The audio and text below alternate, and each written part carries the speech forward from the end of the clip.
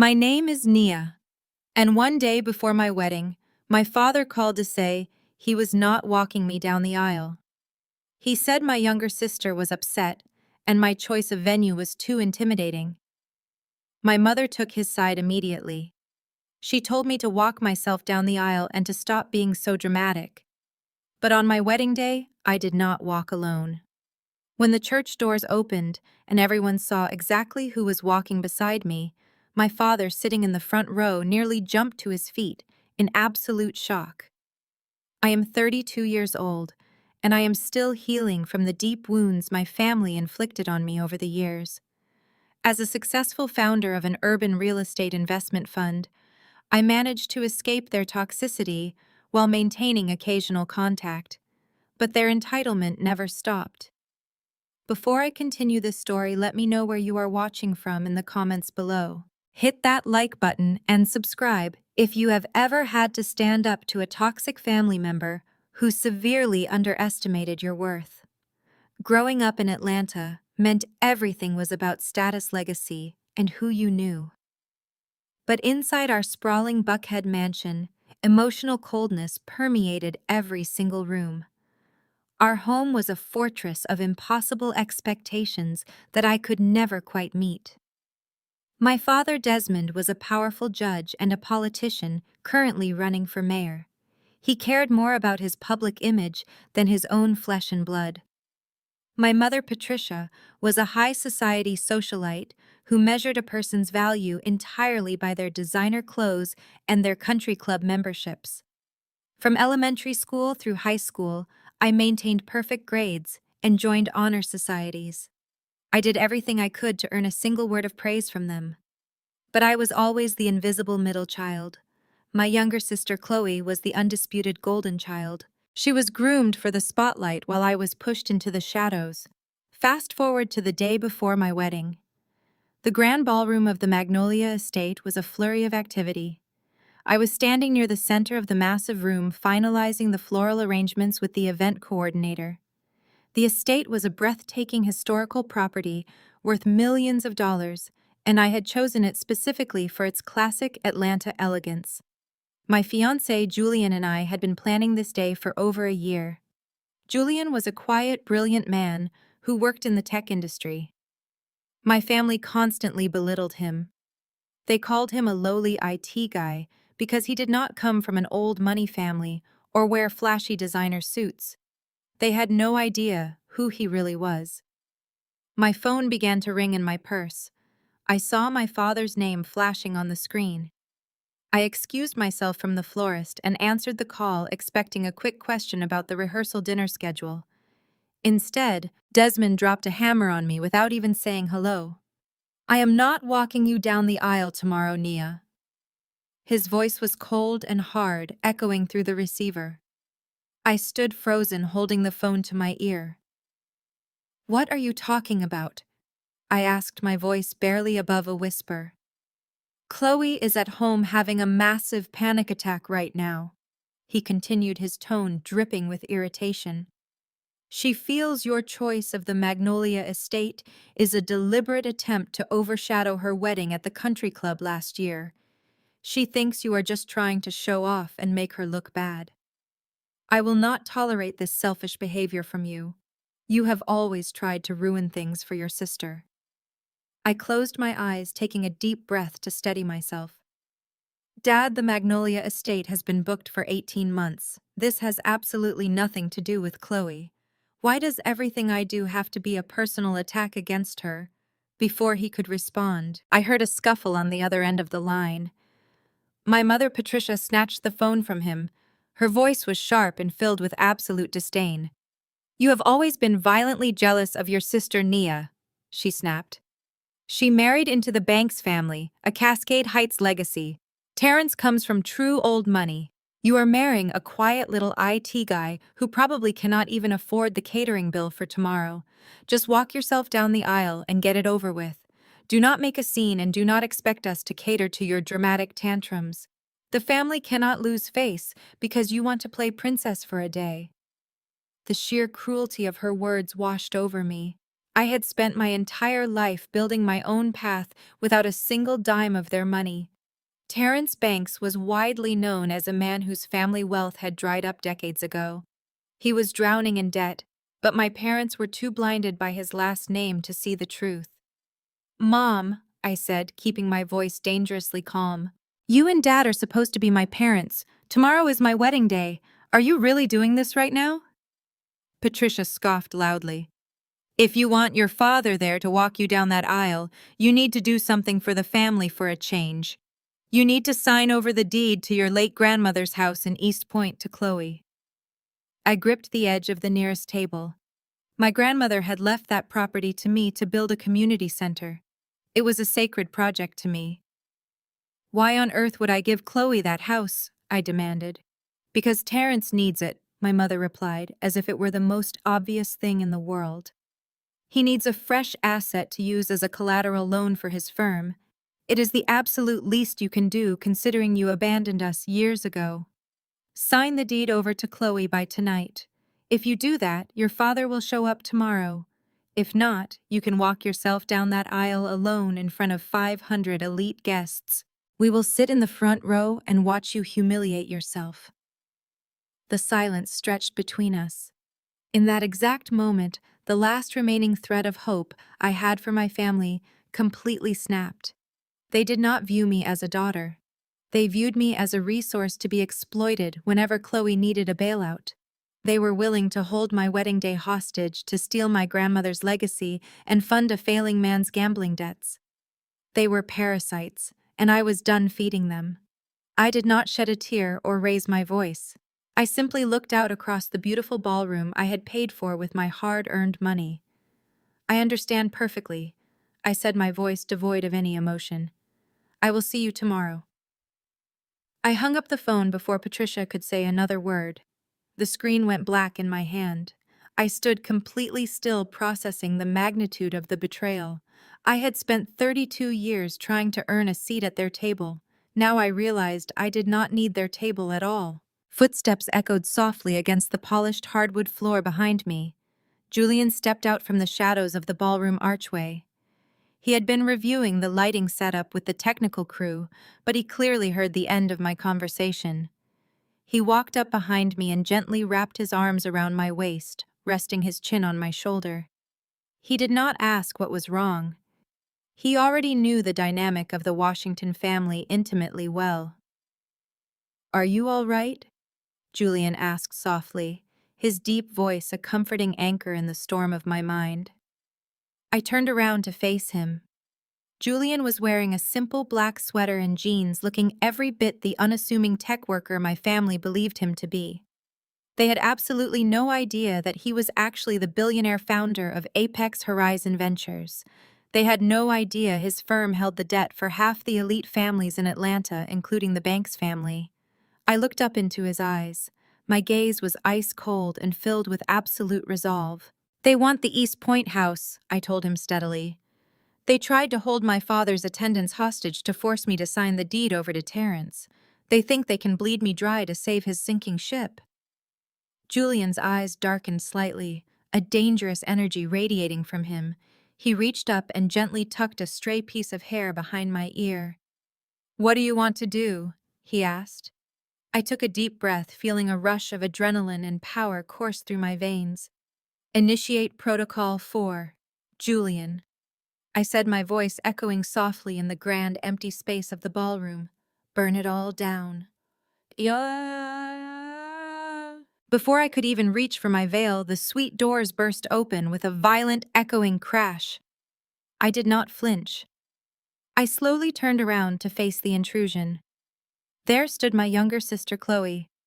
She was not wearing the elegant emerald green bridesmaid dress we had explicitly agreed upon months ago. Instead, she was draped in an extravagant floor-length bright white evening gown, completely encrusted with shimmering Swarovski crystals. It featured a sweeping cathedral train and a dramatically plunging neckline. It was, for all intents and purposes, a literal wedding dress. She had worn a wedding dress to her older sister's wedding.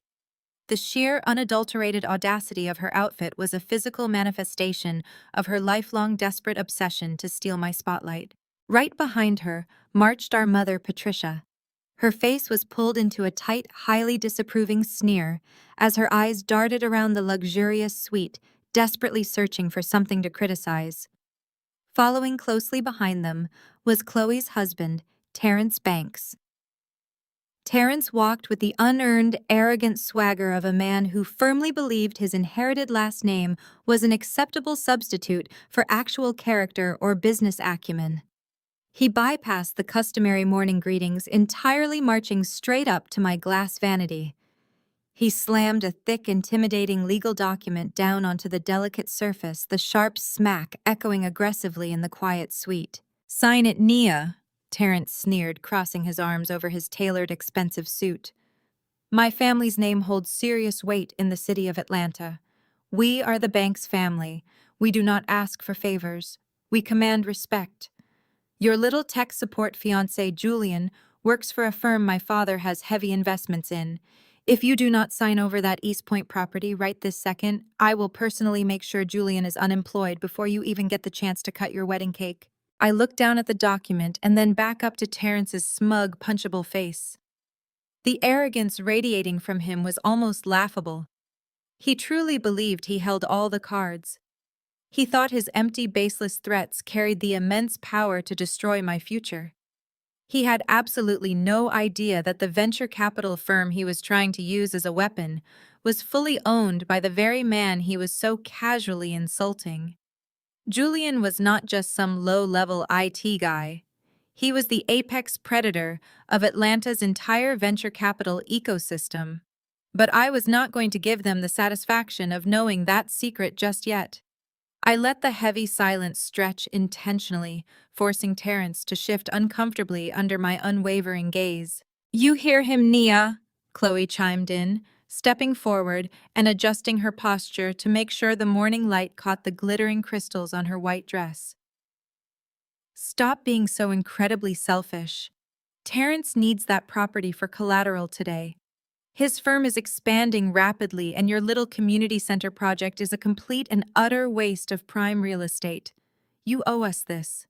You abandoned the family to go hustle houses, leaving me to carry the heavy burden of the Washington family legacy all by myself." "The burden of spending their money, you mean," I replied calmly. My voice was dangerously steady, betraying absolutely none of the anger boiling furiously beneath the surface. I slowly stood up, my own magnificent gown pooling elegantly around my feet. I picked up the thick stack of legal papers Terrence had thrown on my table. I held the deed up to the light, inspecting the highly predatory terms they had drafted. They wanted me to sign away my grandmother's hard-earned legacy so Terrence could secretly pay off his massive gambling debts and keep up the fragile facade of old money wealth. I looked Terrence dead in the eye. I did not blink. With one swift, highly deliberate motion, I gripped the top of the heavy document and ripped the entire stack firmly in half. The loud sound of tearing paper cut through the tense room like a gunshot. Chloe gasped loudly, taking a shocked step back. I dropped the shredded pieces onto the floor, letting them flutter right onto the tips of Terrence's expensive leather shoes. "My grandmother left that property to me to build a community center," I said, my voice dropping to a deadly, chilling whisper. "She left it to me because she knew I would fiercely honor her memory. I am not going to hand it over to fund your rapidly failing country club lifestyle, Terrence. You are completely broke. Your family name is a bouncing check. Now get out of my suite before I have security throw you out." Patricia surged forward, her face twisting into a horrifying mask of pure rage. She could not handle anyone disrespecting her precious son-in-law. "You arrogant, ugly dropout," she screamed, pointing a manicured finger mere inches from my face. "You left Spelman College to hustle real estate like some common street vendor. You brought nothing but deep shame to this proud family. We gave you absolutely everything and you threw it all away because you were too stupid and lazy to pass your classes. I left because you maliciously refused to pay my tuition after I changed my major." I corrected her, keeping my tone ice cold and unflinching. "You cut me off instantly and told me I was dead to you. You do not get to claim my failures, and you certainly do not get to claim my successes." Patricia let out a harsh, bitter laugh that echoed off the high ceiling. Success. You think wearing a nice dress makes you a success. You are nothing. Fine. Keep your worthless piece of dirt. But hear me now, Nia. Your father is sitting outside in the sanctuary right now, and since you refuse to act like a dutiful, obedient daughter, he will not stand by you. We are going to sit in the very front row. We are going to watch you walk down that long, massive aisle completely alone. We are going to let all 500 of Atlanta's most elite guests see exactly what you are. A miserable, isolated failure who could not even get her own father to hold her hand on her wedding day. She grabbed Chloe's arm aggressively, practically dragging her toward the door. Come along, Chloe. Let us go take our seats. Let the whole city see the true face of the Washington family outcast. Terrence shot me one last venomous, hateful glare, desperately trying to salvage his shattered pride. You just ruined your fiancé's life, he spat viciously before turning on his heel and following my mother and sister out the door. The heavy mahogany doors slammed shut behind them with a resounding thud, leaving me alone in the sudden echoing silence of the bridal suite. I took a deep, fortifying breath, smoothing the delicate front of my gown. They deeply wanted to break me. They desperately wanted me to collapse into tears, to beg for their presence, to anxiously trade my inheritance, just for the fleeting illusion of a loving family. But I was not that scared teenager anymore. I picked up my cascading bouquet of white orchids. I walked toward the mirror one last time, making sure my posture was absolutely perfect. I was ready for war. I stepped out of the suite and made my way down the grand marble hallway toward the sanctuary. I could hear the faint melodic murmur of hundreds of voices echoing from behind the massive oak doors. The absolute elite of Atlanta had gathered expecting a traditional, elegant, high society wedding. They were fully expecting the powerful Judge Desmond Washington to proudly present his daughter. They had no idea they were about to witness a brutal, calculated execution. The wedding coordinator, a frantic woman gripping a clipboard, tightly rushed up to me. Miss Washington, your father is not here in the staging area. We are ready to begin the processional. What should we do? Open the doors, I commanded softly. The traditional wedding march began to play, the swelling, majestic notes of the organ filling the heavy air. The massive oak doors of the sanctuary slowly swung open, revealing a breathtaking space filled to the brim with hundreds of people. The brilliant sunlight caught the tall, stained glass windows, casting vibrant, dancing colors across the aisles. As the doors fully opened, the entire congregation stood up together and turned toward me. I looked straight ahead, my face an unreadable mask. There, sitting comfortably in the very first pew, was my father Desmond. He was dressed in a sharp, expensive tuxedo, his arms crossed over his chest. He was smirking. It was a cruel, highly triumphant smirk. He was eagerly waiting for me to step into the light alone. He was eagerly waiting for the harsh whispers to start. He was eagerly waiting for my public, devastating humiliation. Patricia sat right next to him, her head held high, while Chloe stood nearby in her absurd white gown, looking positively gleeful. I took my first confident step forward into the massive room, but I did not walk alone. Suddenly, the arrogant smirk vanished entirely from Desmond's face. All the color drained rapidly from his cheeks in a single instant. His confident, relaxed posture collapsed completely, and his eyes widened in sheer, unadulterated terror. He gripped the wooden pew in front of him, his knuckles turning pure white as he leaped to his feet in absolute horror. He was not looking at me. He was staring directly at the person who had just stepped out of the shadows to firmly link arms with me. The powerful ghost he had buried 20 years ago had just walked into the room. The powerful ghost he had buried 20 years ago had just walked into the room. I stepped into the brilliant, cascading light of the sanctuary, but I was not walking alone. My arm was firmly looped through the arm of a man the Washington family had not spoken of in 2 decades. Silas Washington. He was my father's older brother. According to the carefully curated family lie, Silas was a disgraced felon who had died in a federal penitentiary 20 years ago after allegedly embezzling millions from the family trust. My parents had used his name as a cautionary tale, a dark stain on their pristine society image. They told everyone who would listen that Silas was a monster, a criminal who brought endless shame to the Washington legacy. But the man walking beside me was very much alive, and he was absolutely no monster. Silas was a towering figure of absolute terrifying power.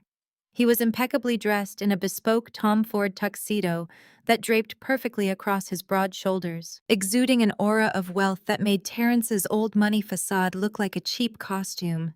His silver hair was meticulously groomed, and his dark eyes swept over the crowded sanctuary with the cold, calculating precision of an apex predator inspecting his territory. As we began our slow descent down the long, white, flower-lined aisle, the reaction from the 500 elite guests was instantaneous and electric. This was not the polite, admiring murmur usually reserved for a bride making her grand entrance. This was a visceral physical reaction to the sheer magnitude of power entering the room. I watched closely as the absolute elite of Atlanta realized exactly who was walking beside me. The shockwaves rippled through the pews. The current mayor of Atlanta, sitting in the third row of the bride's side, immediately stood up, buttoned his suit jacket, and bowed his head respectfully. Two state senators quickly followed suit, scrambling to their feet and averting their eyes as Silas passed by them. The chief of police, several prominent federal judges, and the city's top real estate developers all stood at attention, creating a domino effect of submission down the aisle. They were not standing for me, the bride. They were standing in deep, unwavering respect for Silas Washington. He did not acknowledge them with words. A slight, almost imperceptible nod of his head was all it took to send a ripple of complete submission through the powerful crowd. It was a silent display of dominance that proved exactly who really ran this city. My father Desmond was visibly unraveling in real time. The arrogant, triumphant smirk that had plastered his face just moments before had completely disintegrated. It was replaced by a pasty, sweating, wide-eyed panic. He looked wildly around the enormous room, seeing his crucial political donors, his wealthy campaign backers, and his elite society friends bowing in reverence to the older brother he had publicly buried and disgraced. Desmond simply could not handle the total loss of control. He scrambled clumsily out of his front row pew, his expensive dress shoes slipping slightly on the polished marble floor. He rushed directly into the center of the main aisle, physically blocking our path toward the altar.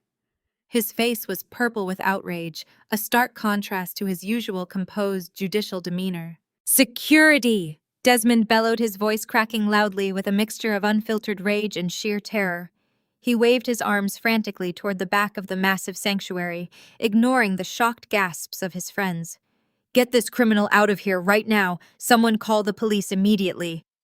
He turned his wild, desperate eyes to me, completely ignoring the fact that it was my wedding day. "Nia, how dare you drag this convicted felon into a room full of my most important political donors? Are you completely insane? You are ruining my mayoral campaign. Get away from him this instant." The soft, romantic music from the professional string quartet screeched to a halting, incredibly awkward stop. A heavy, suffocating silence fell over the massive church. Every single eye in the room was glued to the confrontation unfolding in the center aisle. Patricia was sitting rigidly in her seat, clutching her pearl necklace so tightly her knuckles were white. Her mouth was opening and closing like a fish, suffocating on dry land, completely unable to process the social disaster happening in front of her. Chloe was clutching Terrence's arm, her highly inappropriate crystal-beaded white dress suddenly looking incredibly foolish and pathetic against the backdrop of real terrifying power. Terrence looked like he wanted to run for the nearest exit. Silas did not flinch. He did not raise his voice. He did not even look the slightest bit angry. He simply looked down at his sweating, panicking younger brother with the kind of mild distaste one might reserve for a cockroach crawling on the bottom of a shoe. Silas let his gaze slowly sweep over the surrounding politicians and judges, letting the heavy, agonizing silence amplify his unquestionable authority. The politicians actively looked away, terrified to meet his eye. Finally, Silas brought his dark, intense eyes back to Desmond. "Step aside, Desmond," Silas commanded. His voice was incredibly smooth, deep, and resonated with a dangerous, quiet authority that echoed perfectly off the vaulted cathedral ceilings. "You are stepping on my daughter's train." Desmond's face flushed a violent, angry crimson. The word daughter seemed to strike him like a physical blow. He took an aggressive step forward, his chest heaving as he pointed a shaking accusatory finger at Silas. "She is my daughter," Desmond stammered, spittle flying from his trembling lips. "You have absolutely no right to be here. You have no right to claim her. I am her father. I raised her. You are a dead man." I did not let Silas answer that ridiculous claim. I stepped slightly forward, feeling the solid, immovable support of my uncle standing firmly beside me. I looked at the man who had tormented me for 3 decades. My voice was crystal clear, projected perfectly into the dead silent church, so that every single one of Desmond's precious donors could hear every single word of the truth. "You disowned me when I was 18 years old, Desmond." I said, my words striking like precise, calculated blows. "You threw me out of your massive Buckhead mansion because I refused to follow your exact suffocating script. You literally left me on the street with absolutely nothing. You told me I was a complete failure, an ugly dropout, and a permanent disgrace to your perfect political image. You let me starve while you happily bought Chloe another luxury sports car." Desmond opened his mouth to loudly argue, his face twisting with denial, but I cut him off. My voice, echoing with years of suppressed anger, finally breaking free and shattering his perfect facade. "Silas found me," I continued, looking directly into Desmond's panicked, darting eyes. "When you told the entire world he was dead, he was quietly rebuilding a massive empire from the shadows, and he used that very empire to save me. Silas paid for my real estate licenses when I could not afford to eat. He mentored me for years. He completely funded my very first commercial development fund when absolutely no bank in this city would even look at a 20-something college dropout.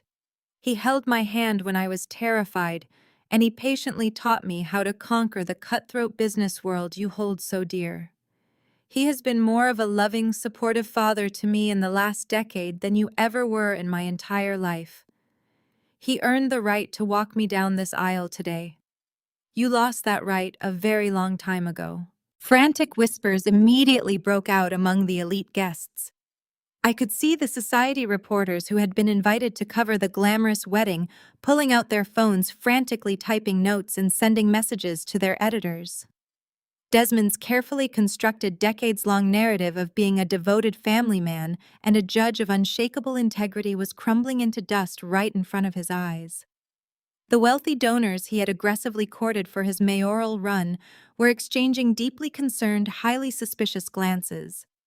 The foundation of his life was cracking. Desmond realized he was rapidly losing the crowd. The whispers were growing louder. Panic completely overtook any remaining shred of his common sense or judicial restraint.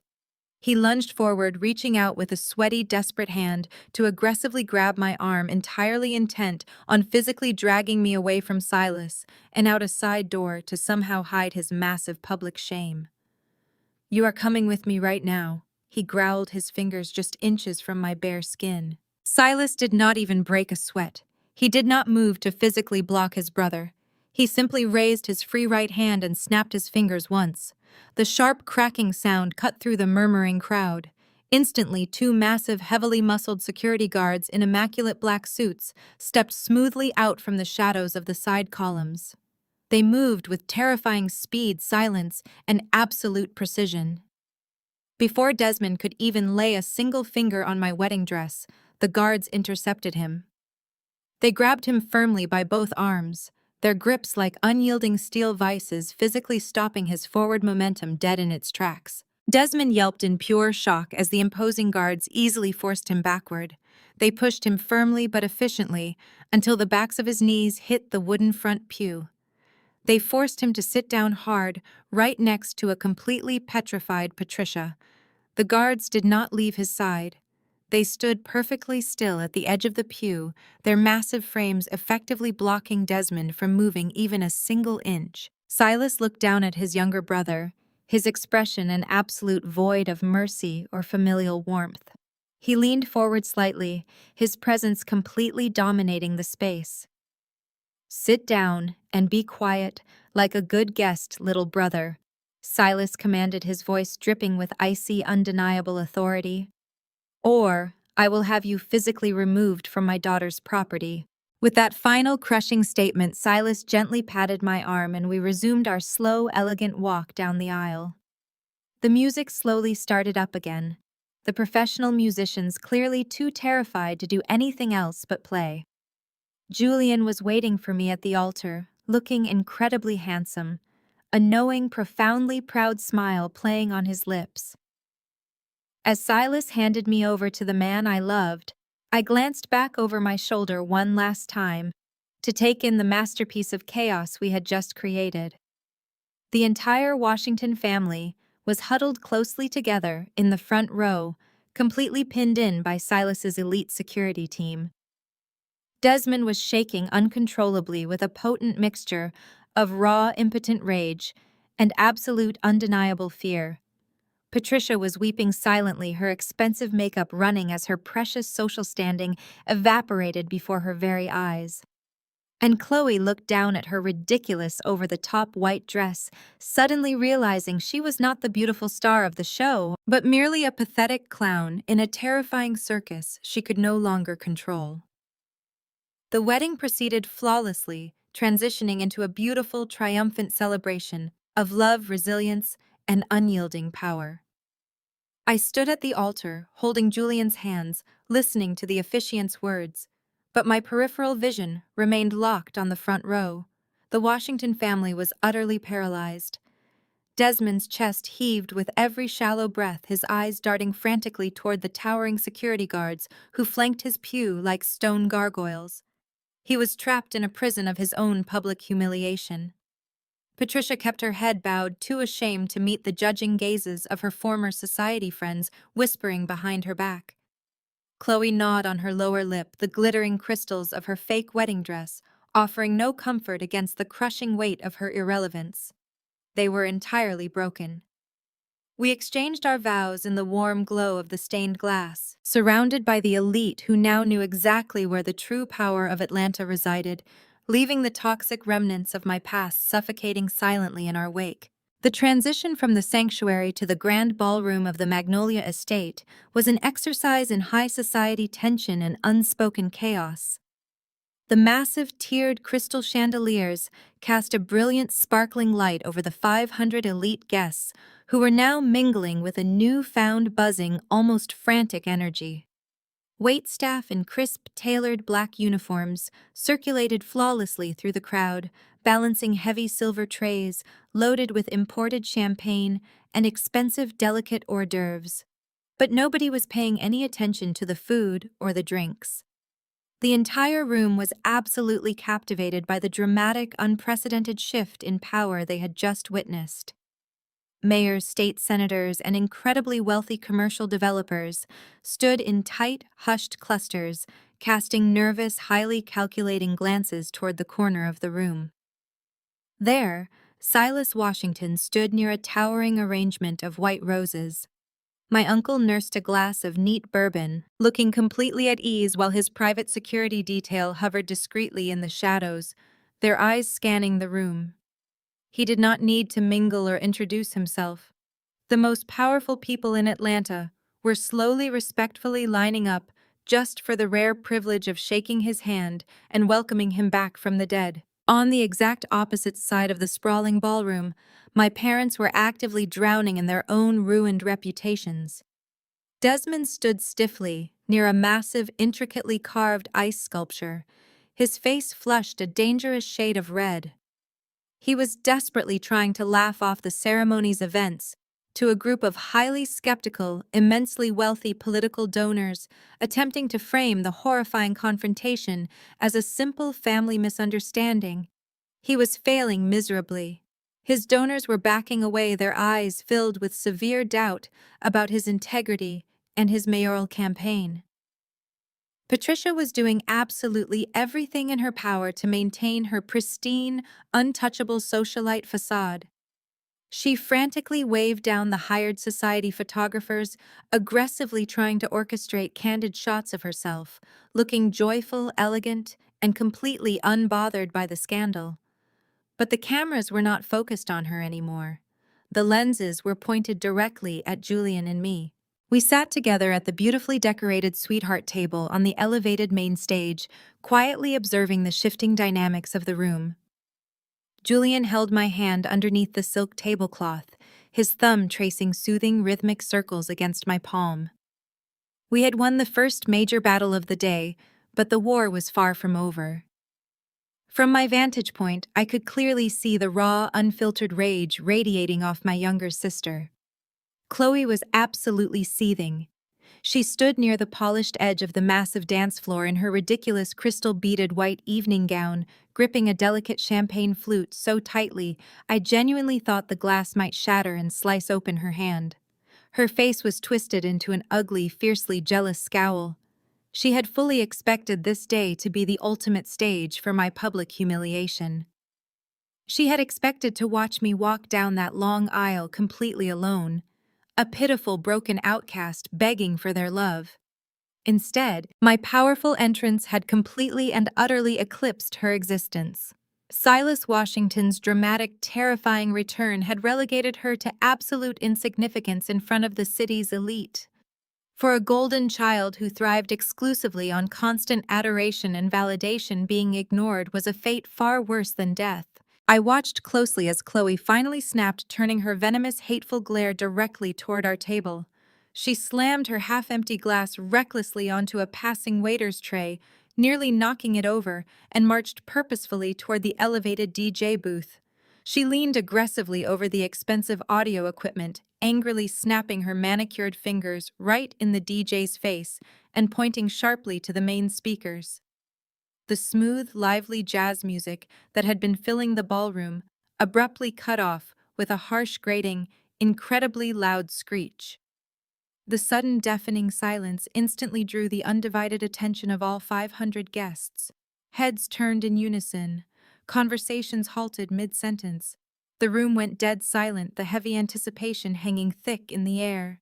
Chloe did not wait for an invitation or an introduction. She strutted aggressively up the side steps of the main stage, the heavy cathedral train of her inappropriate white gown dragging loudly across the polished wood floor. She walked directly up to one of my stunned, bewildered groomsmen, snatched the wireless microphone right out of his hand with a violent jerk, and moved to the exact center of the stage. She stood there bathing in the sudden concentrated attention, a wide, deeply fake, incredibly forced smile plastered across her face. Patricia instantly stopped harassing the terrified waiters and began clapping loudly, looking around frantically to ensure the society photographers were raising their cameras to capture her favorite perfect daughter in the spotlight. "I want to propose a toast," Chloe announced loudly, her shrill, piercing voice echoing sharply off the ballroom walls. She held her free hand high up in the air, demanding absolute, unwavering focus from the elite crowd. Not just to the newlyweds, but to the future. To real success, to true family legacy, and to the things that actually matter. She paused for a long, theatrical moment, letting her eyes sweep over the crowd, intentionally avoiding my gaze. She desperately wanted this to be a flawless performance, a moment that would assert her dominance over me once and for all. Terrence and I have some incredibly exciting news of our own to share with all of you wonderful people tonight. Chloe continued, her voice dripping with a sickly sweet, entirely artificial enthusiasm. "We are officially expecting a baby. The Banks family legacy is growing, and we are just so overjoyed." A smattering of polite, highly confused applause broke out among the guests. Hijacking a wedding reception to announce a pregnancy was a massive, unforgivable breach of high society etiquette. But Chloe was far too desperate for the spotlight to care about manners. She soaked up the scattered, hesitant clapping, her smile growing wider, sharper, and vastly more arrogant. "And to properly celebrate our rapidly growing family," she announced, raising her voice even louder to ensure the photographers and journalists caught every single syllable. "Terrence and I just closed on a massive $5 million estate in the absolute heart of Buckhead. It is a stunning, breathtaking, historic property. It is exactly the kind of beautiful, sprawling home a true legacy family deserves to raise their children in." She finally turned her head to look directly at me. Her eyes were hard, incredibly malicious, and filled with a bitter, toxic triumph. She was going for the kill, aiming to publicly shame me and my husband in front of the very people I did business with every single day. It is honestly such a crying shame that Nia and Julian have to rent a venue like this just to pretend they have our kind of lifestyle for one single fleeting night. Chloe mocked, her voice laced with heavy, dripping, unmistakable condescension. But we completely understand. We really do. Not everyone comes from old money. Not everyone can afford a $5 million home in Buckhead. But Terrence and I love charity, and we are just so happy we could be here to support my sister's little rented fantasy. Patricia clapped even louder, a smug, highly satisfied, vicious grin spreading across her face. Desmond puffed out his chest in the front row, looking profoundly relieved that the attention had finally shifted back to his golden daughter and her supposed immense wealth. The crowd, however, remained uncomfortably silent. The blatant aggressive disrespect was jarring even for Atlanta's famously cutthroat social circles. They looked to the sweetheart table, waiting with bated breath to see exactly how the outcast daughter would handle this spectacular, deeply public insult. I did not yell. I did not cry. I did not even frown. I simply stood up gracefully, smoothing the front of my heavy silk gown, and walked calmly and deliberately toward my younger sister. My steps were measured, entirely unhurried and completely devoid of panic. I reached out and smoothly, effortlessly took the microphone directly from Chloe's hand before she could even register my movement. She blinked in rapid surprise, taking a slight, uncertain step back as I claimed the absolute center of the stage. I looked out at the massive sea of faces, 500 powerful, influential people watching my every single move. I smiled. It was a genuine, warm, terrifyingly confident smile that sent a visible shiver down Patricia's spine. "Thank you, Chloe, for that incredibly passionate, highly informative toast," I said smoothly, my voice projecting perfectly through the state-of-the-art sound system, wrapping around the room like velvet. "And congratulations on your pregnancy.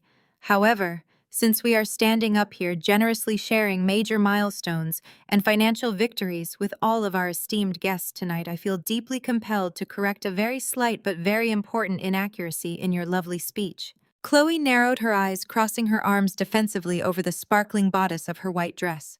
"There was no inaccuracy," she snapped quietly, just loud enough for the very front row of guests to hear.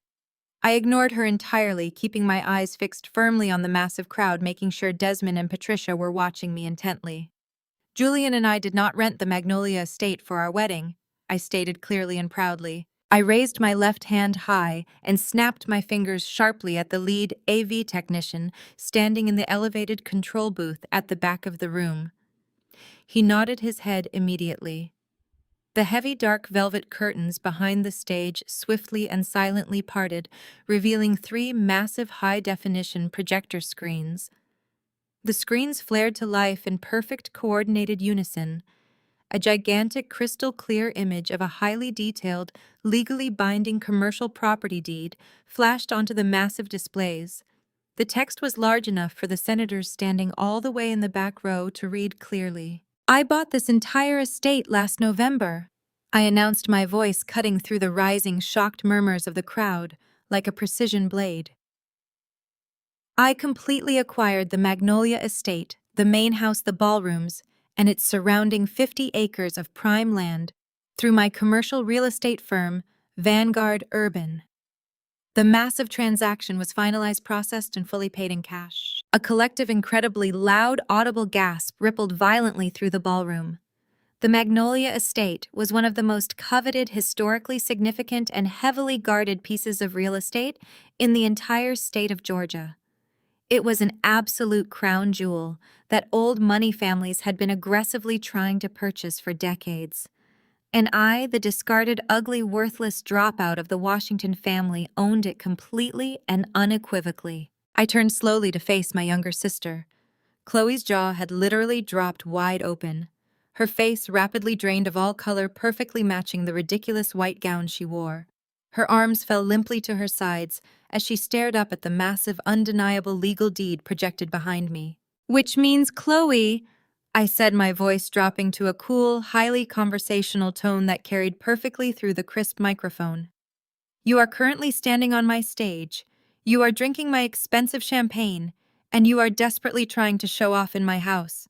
The silence that followed was absolute and crushing. It was the kind of heavy, suffocating silence that occurs when an entire worldview is violently shattered into a million pieces. Patricia's smug, satisfied grin vanished instantly, rapidly replaced by a look of sheer, unadulterated, panicked horror. She looked wildly around the enormous room, realizing with crushing dread that the society photographers had indeed captured every single second of the brutal exchange. They had captured her golden daughter, bragging pathetically about a mortgaged house while standing in a multi-million-dollar historical estate owned entirely by the daughter she had aggressively disowned.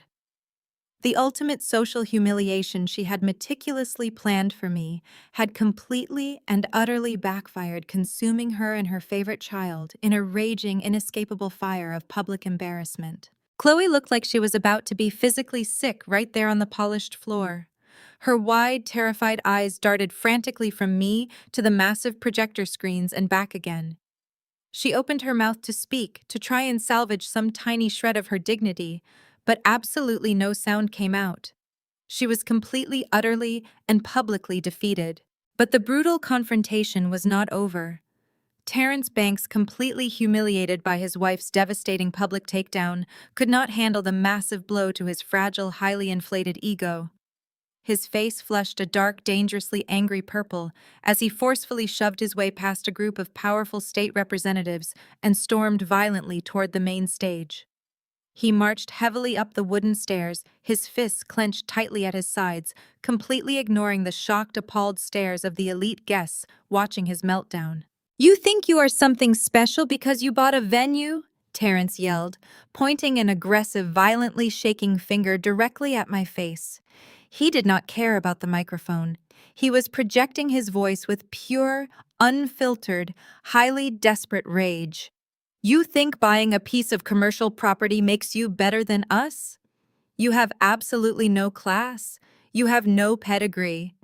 The Banks family legacy represents true Atlanta royalty. We built this city. We are old money. You and your pathetic, quiet little IT guy husband could never even begin to understand what real wealth and true power actually look like." Before Terrence could take another aggressive step toward me, a calm, incredibly steady hand reached out and smoothly took the microphone from my grasp. Julian, my quiet, unassuming T-guy stepped smoothly and confidently in front of me, placing his solid frame directly between me and Terrence's aggressive, threatening advance. Julian was not wearing an angry scowl. His handsome face was a mask of absolute chilling, terrifying tranquility. In his left hand, he held a sleek, black digital tablet that he had quietly retrieved from our sweetheart table. He looked Terrence up and down, his dark eyes scanning the furious, red-faced man with the clinical, completely detached precision of a surgeon examining a terminal, hopeless patient. Julian raised the microphone slowly to his lips, his deep voice resonating through the massive ballroom with a dark, commanding power that instantly silenced the entire shocked crowd. "Let us talk about the Banks family legacy, Terrence." Julian's voice was remarkably level, utterly devoid of the frantic, spitting anger that was currently consuming Terrence. My husband stood tall and perfectly grounded, projecting an effortless, quiet authority that required absolutely no shouting to command the room. Terrence froze in his tracks, his fists still clenched tightly at his sides, his chest heaving under his tailored jacket. He stared up at the stage, looking at Julian as if a piece of the ballroom furniture had just spoken to him. "You threatened my livelihood earlier today in the bridal suite, Terrence," Julian continued. His tone was smooth and conversational, yet it carried with crystal clarity across the dead-silent ballroom. "You proudly boasted that your father's firm had heavy controlling investments in my employer. You swore that you could make a few phone calls and have me fired, blacklisted, and completely destitute before I even had the chance to cut my own wedding cake." Terrence sneered, thrusting his chin forward, though a brief flicker of uncertainty flashed in his eyes. "I meant every single word, you nobody. You are just a low-level tech support drone. You fetch coffee and fix rotors. Do not try to play big with me." Julian offered a faint, chilling smile. That is the fundamental problem with arrogance, Terrence. It makes you intellectually lazy. You rely on assumptions instead of facts, and you did not do your research. I do not work in tech support. I am the founder, CEO, and sole majority shareholder of Apex Horizon Ventures. A collective sharp intake of breath echoed through the Magnolia Estate ballroom.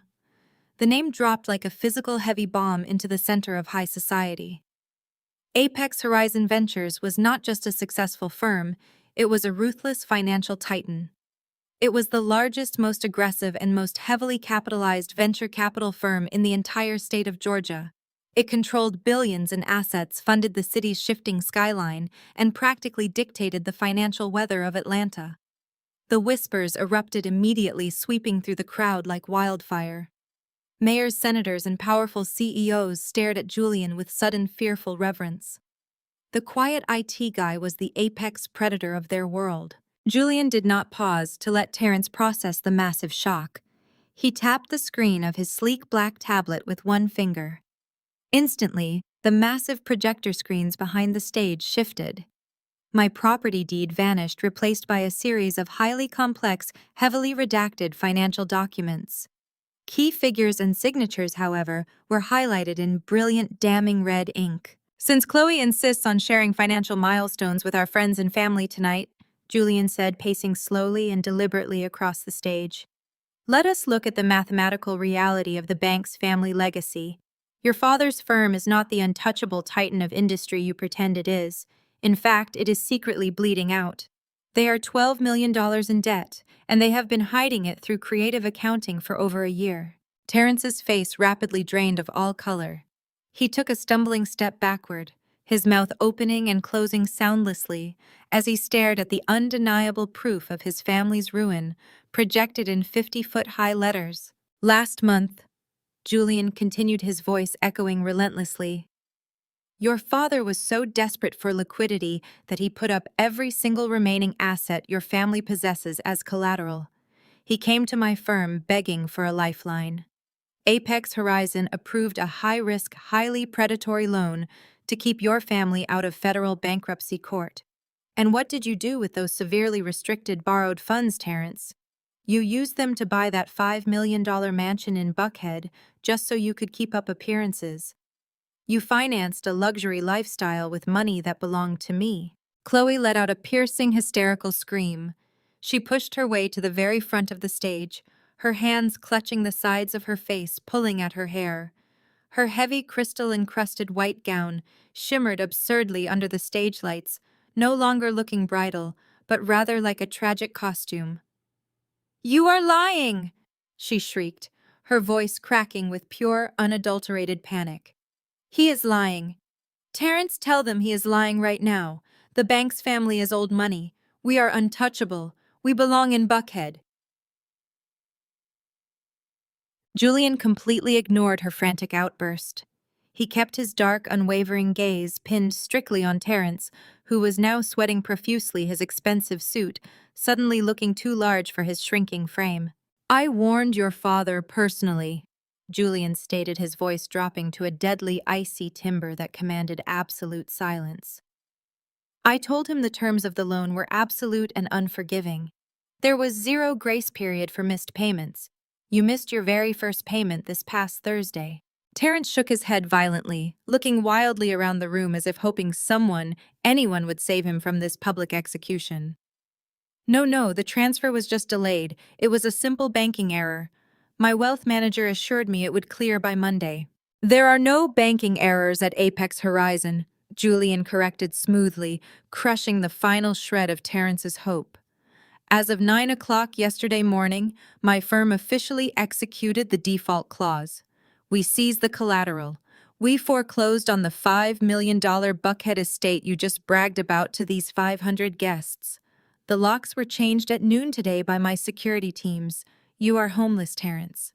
The words hung in the air, absolute and devastating. Terrence Banks, the self-proclaimed Prince of Atlanta society, the man who had spent his entire life looking down his nose at everyone he deemed beneath him, had just been publicly, surgically stripped of everything. Terrence finally snapped. The humiliation was too immense, the public evisceration too total for his fragile ego to process. With a guttural, animalistic roar, he lunged violently forward. He charged up the wooden stairs of the stage with his fists raised, aiming directly for Julian's head, completely blinded by rage. He never even made it halfway up the steps. Silas's security guards, who had been standing completely still, like stone statues near the front pews, moved with terrifying, blinding speed. Before I could even gasp, two massive men in tailored black suits intercepted Terrence's charge. One guard grabbed him by the collar of his expensive jacket, while the other seamlessly swept his legs out from under him in one fluid, brutal motion. Terrence hit the polished wood of the stage floor with a sickening, heavy thud. The guards pinned him down instantly, a heavy knee pressing firmly into the center of Terrence's back, forcing his face flush against the hardwood. Terrence thrashed and screamed, spewing venomous profanities into the floorboards, but he was completely, helplessly immobilized. The elite guests in the ballroom erupted into a frenzy of chaotic activity. The polite veneer of high society vanished in a single instant. Men and women in designer gowns and bespoke tuxedos were rapidly pulling out their cell phones. I could hear the frantic, urgent whispers carrying over the commotion as Atlanta's elite rushed to text their wealth managers, their stockbrokers, and their legal teams. They needed to sever any and all financial and social ties with the Banks family immediately before the rot spread to their own portfolios. The Banks family was financially toxic. The grand illusion of their old money legacy was entirely dead. Patricia, witnessing her precious wealthy son-in-law face down on the floor, abandoned all pretense of elegance and society decorum. She let out a horrifying shriek, hiking up her expensive silk skirt and rushing frantically toward the stage. "Terrence, get your hands off him! You animals, unhand him right now!" she wailed, throwing herself uselessly against the immovable wall of Silas's remaining security detail, who stepped up to block her path. She clawed at their arms, her perfectly styled hair falling into her face. Desmond stood frozen near the melting ice sculpture, his political career flashing before his eyes in a series of disastrous headlines. He saw his most crucial campaign donors, the men and women whose money he needed to become mayor, watching this absolute circus. They were watching his family be exposed as frauds, bullies, and total financial failures. He knew he had to regain control to assert the absolute dominance he had wielded like a heavy club his entire life. Desmond puffed out his chest furiously, adjusting his tuxedo jacket, and marched toward the stage. His face was twisted in a mask of desperate, red-faced authority. He pointed a shaking, furious finger at Julian and Silas. "This ends right now!" Desmond bellowed, trying desperately to use his booming courtroom voice to quell the rising chaos of the ballroom. "I will not tolerate this criminal circus for another second. I will have every single one of you arrested for criminal slander and aggravated assault. I am a sitting judge in this state. I am the next mayor of the city of Atlanta, and I will see you all entirely destroyed for this disrespect." Silas Washington stepped smoothly out from the shadows and onto the main stage. His bespoke tuxedo remained completely unwrinkled, his demeanor incredibly calm amidst the storm. He reached over and gently took the microphone from Julian's hand. Silas looked down at his younger brother, who was sweating, hyperventilating, and completely unhinged. Silas let out a low, deep, resonant chuckle that echoed powerfully through the state-of-the-art speakers, cutting through the panic and forcing the massive room into a terrified silence once more. "Are you sure about that, Desmond?" The question hung in the air, vibrating with lethal intent. Silas Washington did not need to shout. He did not need to puff out his chest or wave his arms frantically like his younger brother. True power was a whisper that silenced a room. Silas took one slow, deliberate step toward the center of the main stage, the polished wood gleaming under the crystal chandeliers.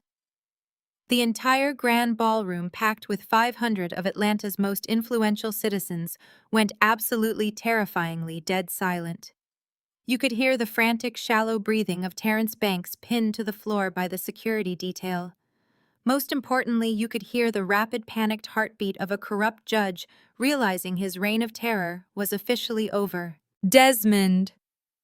Silas spoke smoothly, his voice a rich, dark baritone that commanded unwavering attention. You have built your entire aggressively funded mayoral campaign on a remarkably fragile platform, integrity and family values. That is your slogan, is it not?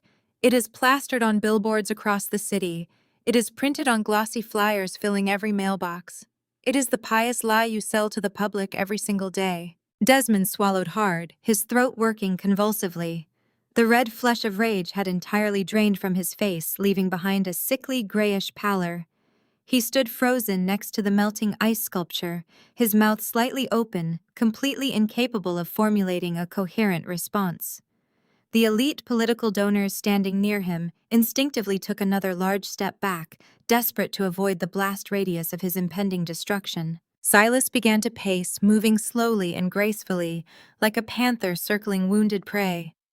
For the last 6 months, you have been secretly, desperately begging the Vanguard Political Action Committee for a $3 million campaign donation. You called their private offices incessantly.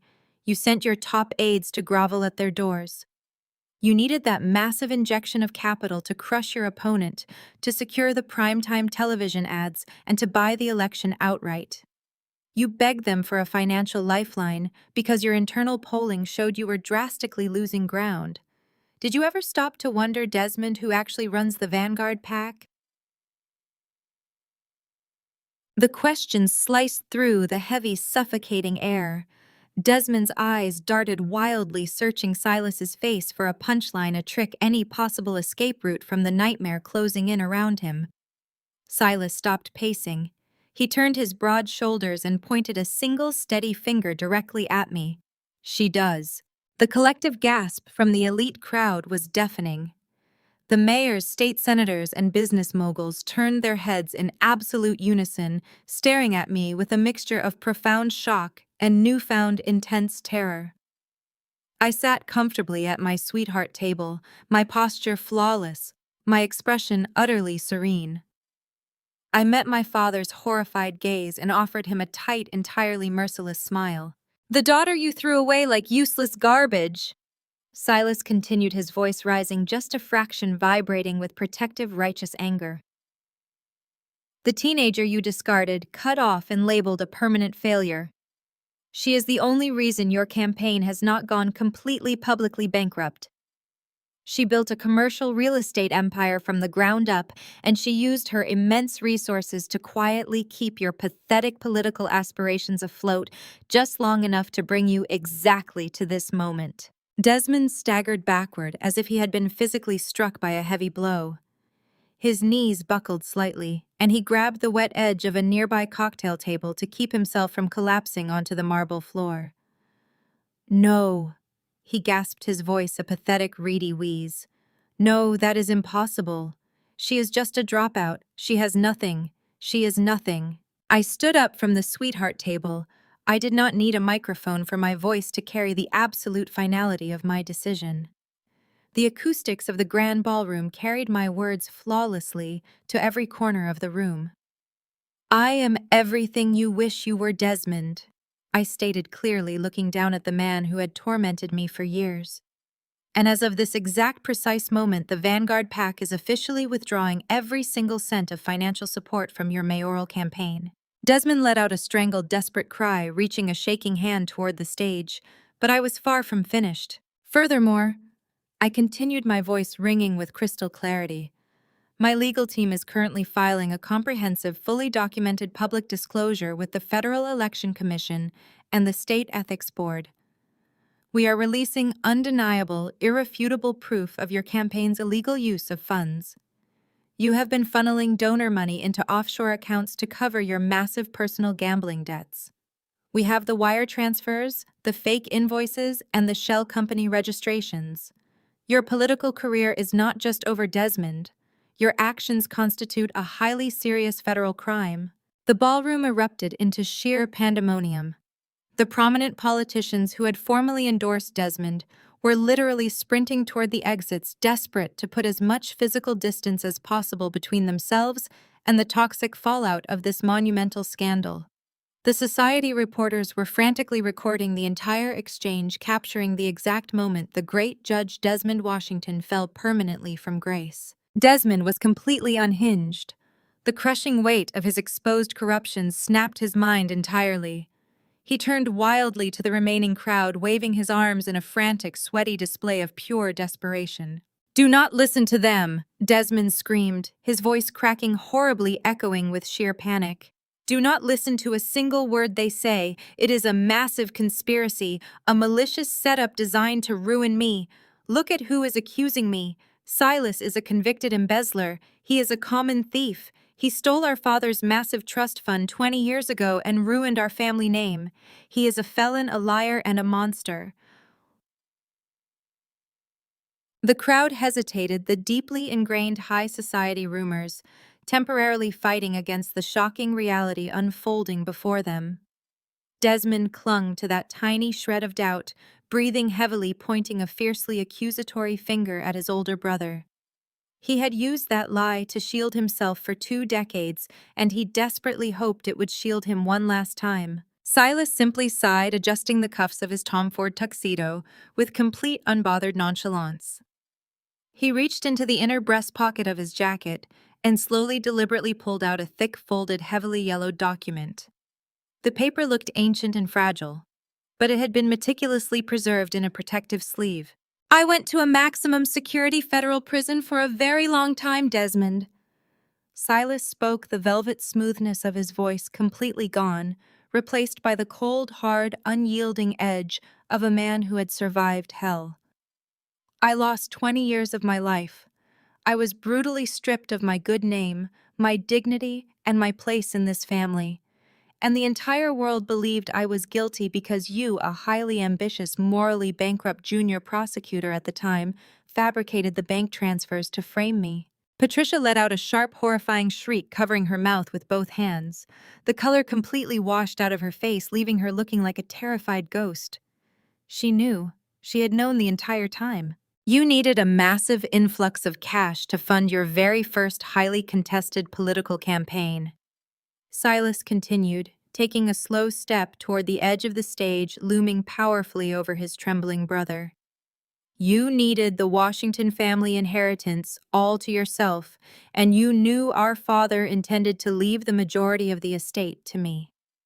So you created a fake paper trail. You forged my signature on the withdrawal slips. You manipulated the family trust accounts. You sent your own flesh and blood to a concrete cell so you could steal millions and buy your corrupt way onto the judicial bench. You thought I was destroyed. You told the world I died behind bars. You buried me alive." Silas held the yellowed document high in the air for everyone in the ballroom to see. "But I rebuilt." Silas roared, his voice finally unleashing the raw, unfiltered fury of 2 decades of stolen time. "I started with absolutely nothing. I worked in the shadows where you put me. I amassed capital, forged ironclad alliances, and built an international empire that dwarfs your pathetic, small-minded imagination." And then Desmond Wise bought the bank. Desmond froze entirely, his eyes widening to the size of saucers, his breath catching in his throat. "I bought the exact regional bank that processed those fraudulent transfers 20 years ago." Silas revealed, his dark eyes burning with ultimate righteous victory. "I fully acquired the institution, brought in my own elite forensic accountants, and dug through decades of archived, sealed vaults. I found the original unaltered physical ledgers, the ones you mistakenly thought were permanently destroyed in a convenient accidental fire." Silas snapped his fingers again. The AV technician in the booth was ready and waiting. The massive projector screens behind the stage flickered and instantly changed. The heavily redacted documents regarding Terrence Banks disappeared immediately, replaced by high-resolution, brilliantly lit scans of decades-old bank ledgers. The entire ballroom stared up at the glowing screens. The evidence was absolute and undeniable. The ledgers clearly showed the original trust fund transfers, explicitly detailing millions of dollars moving directly into a private hidden account, fully registered under Desmond Washington's name. And right at the bottom of the authorization forms, magnified 10 times its normal size, was Desmond's distinct, undeniable, incredibly arrogant signature. "There is the unvarnished truth," Silas declared, his voice echoing fiercely over the gasping crowd. "There is your celebrated man of integrity, A thief, a liar, and a pathetic coward who framed his own brother for his own insatiable, sickening greed. Desmond collapsed heavily onto his knees. The harsh impact echoed sharply on the marble floor, but he did not seem to feel the physical pain. He stared blankly up at the giant screens, completely defeated, his mouth hanging open in a silent, agonizing scream of absolute ruin. The elite guests were actively backing away from him as if he carried a highly contagious, deadly disease. He was no longer a respected judge or a future mayor. He was an exposed criminal facing decades in federal prison. Patricia, witnessing the total annihilation of the luxurious, untouchable life she had violently clung to, shifted instantly into pure, selfish survival mode. She let go of her pearl necklace, grabbed the edges of her expensive designer gown, and turned swiftly toward the side doors of the ballroom. She did not look back at her husband kneeling broken on the floor. She did not look back at Chloe, who was sobbing uncontrollably near the edge of the dance floor. Patricia only cared about saving herself. She tried to run, desperate to slip out of the venue, hail a cab, and avoid the flashing cameras and the impending life-destroying scandal. She moved quickly, her heels clicking frantically against the marble as she pushed rudely past the shocked guests, her eyes fixed entirely on the heavy mahogany exit doors leading to the lobby. But as she reached out with trembling hands to aggressively push the doors open, they swung inward with heavy, forceful momentum. Patricia gasped loudly, stumbling backward awkwardly to avoid being hit by the heavy wood.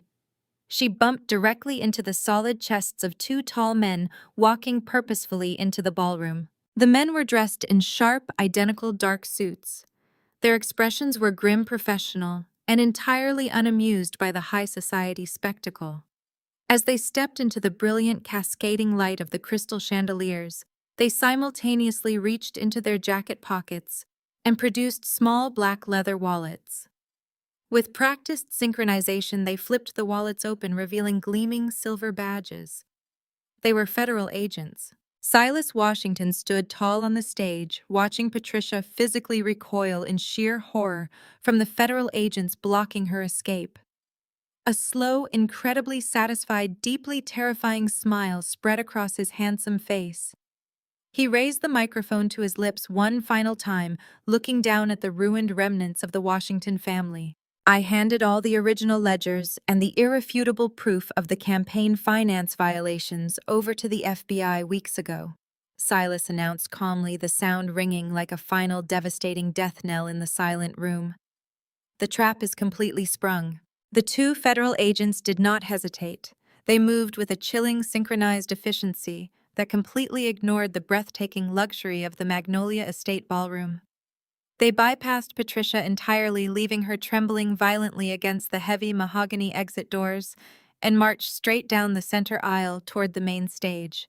The 500 elite guests, normally insulated by their immense wealth and generational power, parted instantly.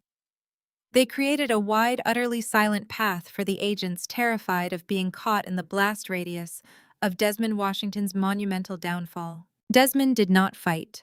The last remaining ounce of his arrogant judicial bluster evaporated the second the cold steel of the handcuffs snapped securely around his wrists. The metallic click echoed sharply against the vaulted ceilings, cutting through the tense air like a gunshot. The senior agent leaned in close, his voice a low, authoritative rumble as he began reciting Desmond's Miranda rights.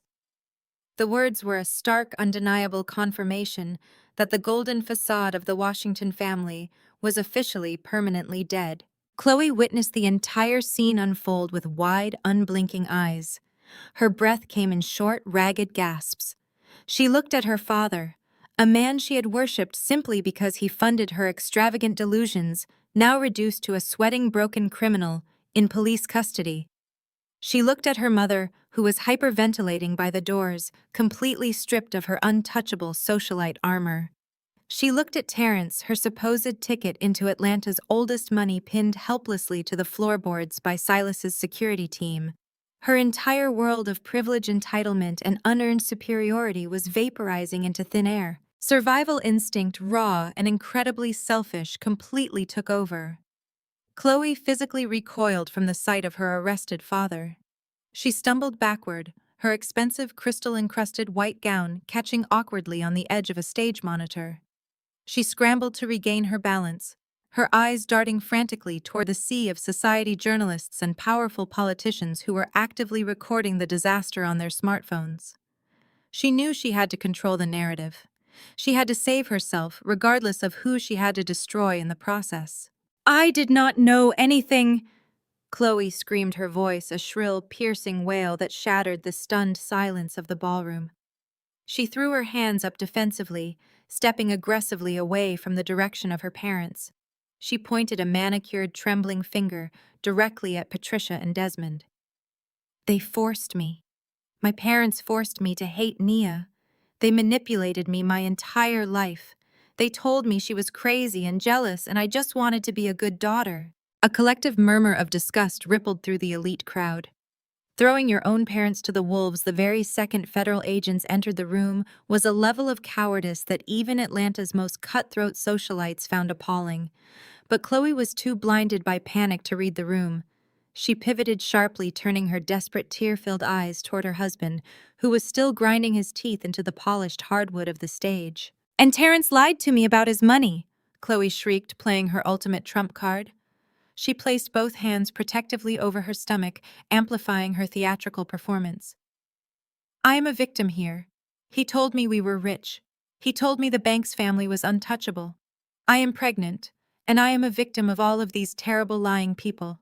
Terrence Banks stopped thrashing against the heavy weight of the security guard pressing into his spine. He lifted his head just a few agonizing inches off the floor, his face bruised and flushed with a violent, explosive fury.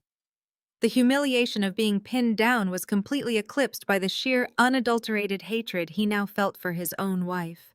He glared up at Chloe, his eyes burning with a venomous rage that made her physically flinch. "A victim!" Terrence spat, his voice a harsh, guttural growl that carried perfectly through the silent, captivated room. "You are the furthest thing from a victim, you greedy, pathetic parasite. Do not dare stand up there and act innocent."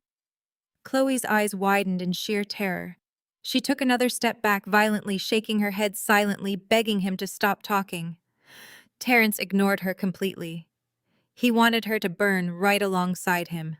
"You maxed out 3 secret credit cards in my mother's name just to buy your fake designer bags, Chloe," Terrence yelled, exposing her most shameful, desperate secrets to the absolute top tier of Atlanta society. "Every single Chanel purse you flaunted today, every Cartier bracelet you wore to the country club, it was all bought with stolen credit. You knew exactly how broke we were. You sat at the kitchen table while the foreclosure notices piled up, and you just kept spending. You bled my family dry just to maintain your pathetic, fake Instagram lifestyle." The society photographers immediately began snapping photos of Chloe's horrified, crumbling expression at a rapid, merciless pace. The blinding flashes of light illuminated the sheer panic on her face. The elite women in the audience, the same women who had complimented Chloe's style just hours ago, were now covering their mouths, exchanging harsh, judgmental whispers. Wearing fake designer bags bought with a stolen mother-in-law's credit card was the ultimate unforgivable social sin. Chloe was not just broke. She was officially a societal pariah. I decided it was time to end her miserable performance. I stepped smoothly to the very front of the stage, my silk wedding gown flowing elegantly behind me. I did not raise my voice. I did not match her frantic, screaming energy. I radiated the cold, absolute certainty of a woman who held every single card in the deck. I looked down at my younger sister, feeling absolutely no pity for the trembling, pathetic shell of a woman standing before me. "You have always wanted exactly what was mine, Chloe," I stated calmly, my voice resonating with cool, undeniable authority over the ballroom speakers. "You spent your entire existence obsessively trying to erase me. You took the affection of our parents, you took the credit for my early business ideas, and you desperately tried to take the inheritance that my grandmother rightfully left to me. You could never stand the simple, unalterable fact that I was building something real while you were just playing dress-up." Chloe wrapped her arms tightly around her stomach, sobbing loudly, her meticulously styled hair now plastered to her wet cheeks. "I just wanted to be happy," she whined pathetically, her voice trembling. "I just wanted the life I was promised." "And you were willing to steal to get it," I replied, my tone dropping to a deadly icy whisper. "You even tried to take my grandmother's house today in the bridal suite to save your own skin. You tried to force me to sign away my legacy to cover your fraudulent lifestyle." I did not break eye contact with her as I raised my left hand and signaled Julian. My brilliant, incredibly powerful husband did not hesitate. He tapped the screen of his black tablet once. The massive projector screens behind the stage instantly switched displays again. The damning bank ledgers that had just ruined Desmond vanished completely. They were rapidly replaced by a crisp, high-definition scan of a highly detailed real estate transfer request form. The document was blown up to massive proportions, making every single typed word and scrawled signature visible to the 500 guests, staring in absolute fascination. Chloe let out a strangled, horrified gasp. She recognized the document instantly. "When you forged our grandmother's signature on the initial transfer request last month," I explained methodically, breaking down her crime for the entire room to witness. "You thought you were being incredibly clever. You thought you could quietly secure a predatory loan against a property you did not even own to keep your fake designer lifestyle afloat. You bypassed the family lawyers. You went straight to a private boutique title company in downtown Atlanta, assuming they would process the forged paperwork without asking any difficult questions." Chloe was shaking so violently I thought she might actually collapse. She grabbed the edge of the speaker monitor to keep herself upright. "But you committed wire fraud, Chloe," I announced, delivering the absolute final nail into the coffin of her life. "And you made one catastrophic, unforgivable error in your desperate rush to steal my property. You did not check the parent corporate ownership of that boutique title company." I paused, letting the heavy, suffocating weight of my words settle over her before delivering the final strike. "I own the title company you tried to process it through." The ballroom erupted into a frenzy of shocked gasps and hushed, frantic conversations. I had owned the very company she had tried to use to steal from me. Every single forged document, every single illegal wire transfer request, every desperate email she had sent had landed directly on the desk of my chief legal officer. I had been watching her dig her own grave for an entire month, silently waiting for the perfect moment to bury her in it. Chloe could not hold herself up any longer. Her legs gave out completely. She fell hard to her knees, the heavy crystal-encrusted cathedral train of her inappropriate white dress pooling around her on the polished wooden stage like a discarded dirty parachute. She covered her face with both hands, sobbing uncontrollably, her chest heaving with deep, ragged, hyperventilating breaths. The golden child was entirely shattered. She was thoroughly exposed in front of the entire city as a fraud, a thief, a liar, and a traitor to her own husband. She had absolutely nothing left. I turned away from her, completely unbothered by her tears, and looked out over the chaotic ballroom. Patricia Washington was backed entirely into a corner. She was physically pinned against the heavy mahogany exit doors by the chaotic crush of guests and the imposing presence of the federal agents. She watched in sheer, unadulterated horror as her powerful husband was roughly patted down and read his Miranda rights. She watched her favorite perfect daughter sobbing pathetically on the floor of the stage, publicly humiliated and facing severe federal wire fraud charges. She watched her supposedly wealthy son-in-law pinned to the ground by security, screaming about fake designer bags and stolen credit cards. Her entire meticulously crafted universe had been violently burned to the ground in less than 20 minutes. Patricia's breath hitched in her throat. She looked wildly around the room, her eyes darting past the flashing cameras of the society photographers. She desperately sought out the familiar faces of her elite social circle. She locked eyes with her prominent sorority sisters, the wealthy women she had hosted at lavish garden parties for decades. She looked at her country club friends, the influential wives of senators and CEOs, whom she had gossiped with over expensive mimosas just yesterday. Patricia reached out a trembling, desperate hand toward them. Tears streamed down her ruined makeup as she silently, pathetically begged for anyone to intervene and save her from this total annihilation. Patricia did not just walk, she launched herself across the polished marble floor. Her frantic, uncoordinated strides completely abandoned the graceful poise she had spent decades cultivating. She shoved her way through a tight cluster of gasping state representatives, her eyes locked entirely on one specific woman standing near the grand entrance. Margaret Dubois was the undisputed iron-fisted president of the Heritage Country Club and the ultimate terrifying gatekeeper of Atlanta's high society. Margaret stood tall, draped in impeccably tailored, understated gray silk, watching the entire Washington family melt down with a look of severe clinical distaste. Patricia reached her, practically throwing herself at the older woman. Her hands darted out desperately, trying to grab the sleeve of Margaret's pristine dress. "Margaret, please!" Patricia gasped, her voice shrill and entirely breathless. "You know Desmond. You have known us for years. You know our family. This is an elaborate setup. It is a vicious, horrible lie designed to ruin us." Margaret Dubois did not flinch. She did not offer a comforting smile or a reassuring pat on the arm. Instead, she took a deliberate, highly visible step backward, physically pulling her silk dress entirely out of Patricia's frantic reach.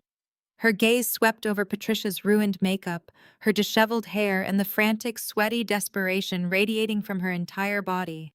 Margaret's expression was as cold and unyielding as a glacier. "I know a family of frauds, Patricia," Margaret stated, her voice sharp, aristocratic, and carrying perfectly over the surrounding murmurs. "I know a family that built their entire social standing on stolen money, counterfeit designer goods, and absolute lies. Your membership to the Heritage Country Club is permanently revoked. Do not ever attempt to contact me or my associates again." Patricia let out a strangled, breathless sound, her eyes wide with total disbelief. Margaret turned her head slightly, signaling one of the venue's hired security guards who was nervously hovering nearby. "Security," Margaret commanded effortlessly. "Please ensure my table is moved as far away from this absolute mess as physically possible. I do not wish to share breathing room with federal criminals." The security guard nodded immediately, eager to comply with the most powerful woman in the room. Patricia stood frozen, her jaw trembling as Margaret Dubois turned her back, completely engaging in a quiet, composed conversation with a nearby senator's wife, acting as if Patricia had already ceased to exist. The social execution was instantaneous and incredibly brutal. It triggered a massive, irreversible domino effect throughout the entire Magnolia Estate ballroom. One by one, the elite guests turned their backs. Women whom Patricia had hosted for lavish, catered charity luncheons just weeks prior actively averted their eyes, whispering harshly behind manicured hands. Men who had smoked expensive cigars with Desmond in private lounges stepped aggressively away, creating a wide physical quarantine zone around Patricia. The absolute social death she had feared more than anything else in the universe was happening in real time. It was an agonizing, highly public execution broadcasted live by the hundreds of glowing smartphone lenses pointed directly at her face. Every single tear, every frantic glance, every ounce of her monumental humiliation was being uploaded, texted, and permanently cemented into the digital stratosphere. Patricia was completely, entirely alone. She had no allies, no defenders, and absolutely no sanctuary left in the city she once ruled. Panic, absolute and consuming, completely seized her. She looked back toward the heavy mahogany exit doors, but the federal agents were still there, efficiently coordinating with local law enforcement to process Desmond. She looked at Chloe, who was still weeping hysterically on the floor, entirely useless and shattered. Patricia's mind raced frantically, searching for any possible escape, any conceivable lifeline to pull her out of this suffocating, terrifying abyss. With absolutely nowhere else to turn, Patricia slowly turned her head back toward the elevated main stage. She looked up at me. I stood perfectly still beside Julian, my posture relaxed, my face an impenetrable mask of calm. I was no longer the frightened, discarded outcast she had thrown out of her house like garbage. I was a towering, untouchable titan, standing on my own stage, backed by massive, irrefutable wealth and absolute, undeniable power. Patricia realized in that exact terrifying second that I was the only person in the entire world who possessed the power to stop this avalanche of destruction. Patricia did not walk back to the stage, she practically crawled. Her knees gave out as she approached the wooden steps, her expensive designer gown dragging across the floor, soaking up spilled champagne and crushed flowers. She dropped heavily onto the bottom step, her hands gripping the wooden railing so tightly her knuckles turned a stark bone white. Tears were freely streaming down her face now, leaving dark, ugly streaks of ruined mascara tracking across her cheeks. She looked up at me, her face contorted into a mask of desperate, pathetic agony. "Nia!"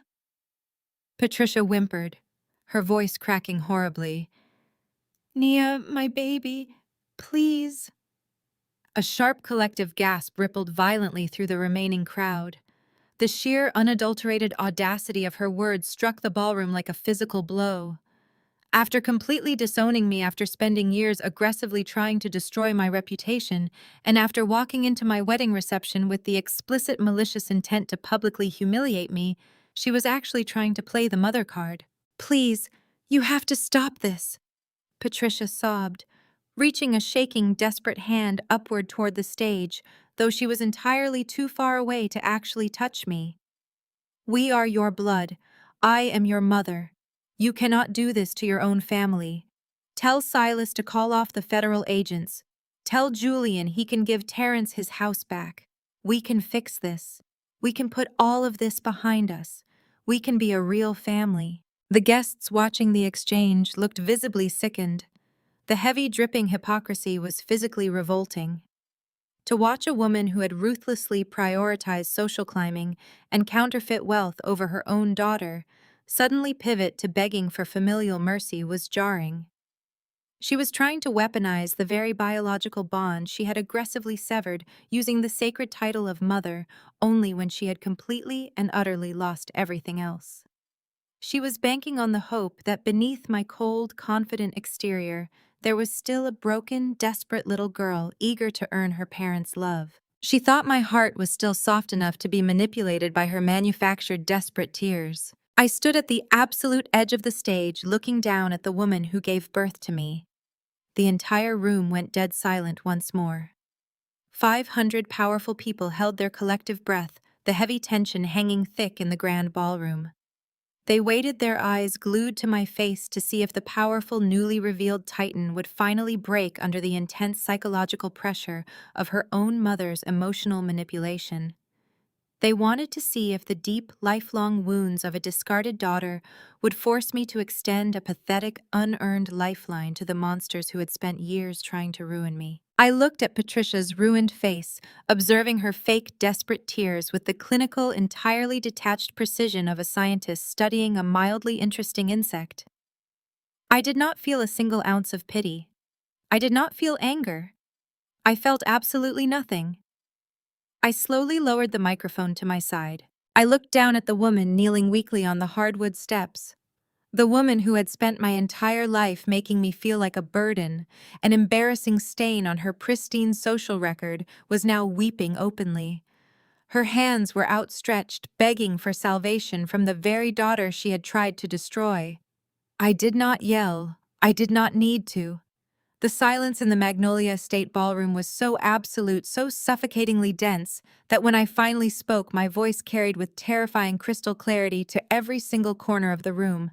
"You told me just hours ago to walk myself down the aisle," I stated. I let the words hang in the heavy air, allowing the elite crowd to absorb the sheer cruelty of her actions. "You stood in my bridal suite, looked me directly in the eye on my wedding day, and told me that I was an ugly dropout who brought nothing but shame to this family." Patricia flinched violently, as if I had struck her across the face. She shook her head frantically, her ruined makeup smearing across her trembling hands. "No, Nia, please, I didn't mean it. I was stressed. The wedding, the pressure, it was all too much. I am your mother, Nia. I love you."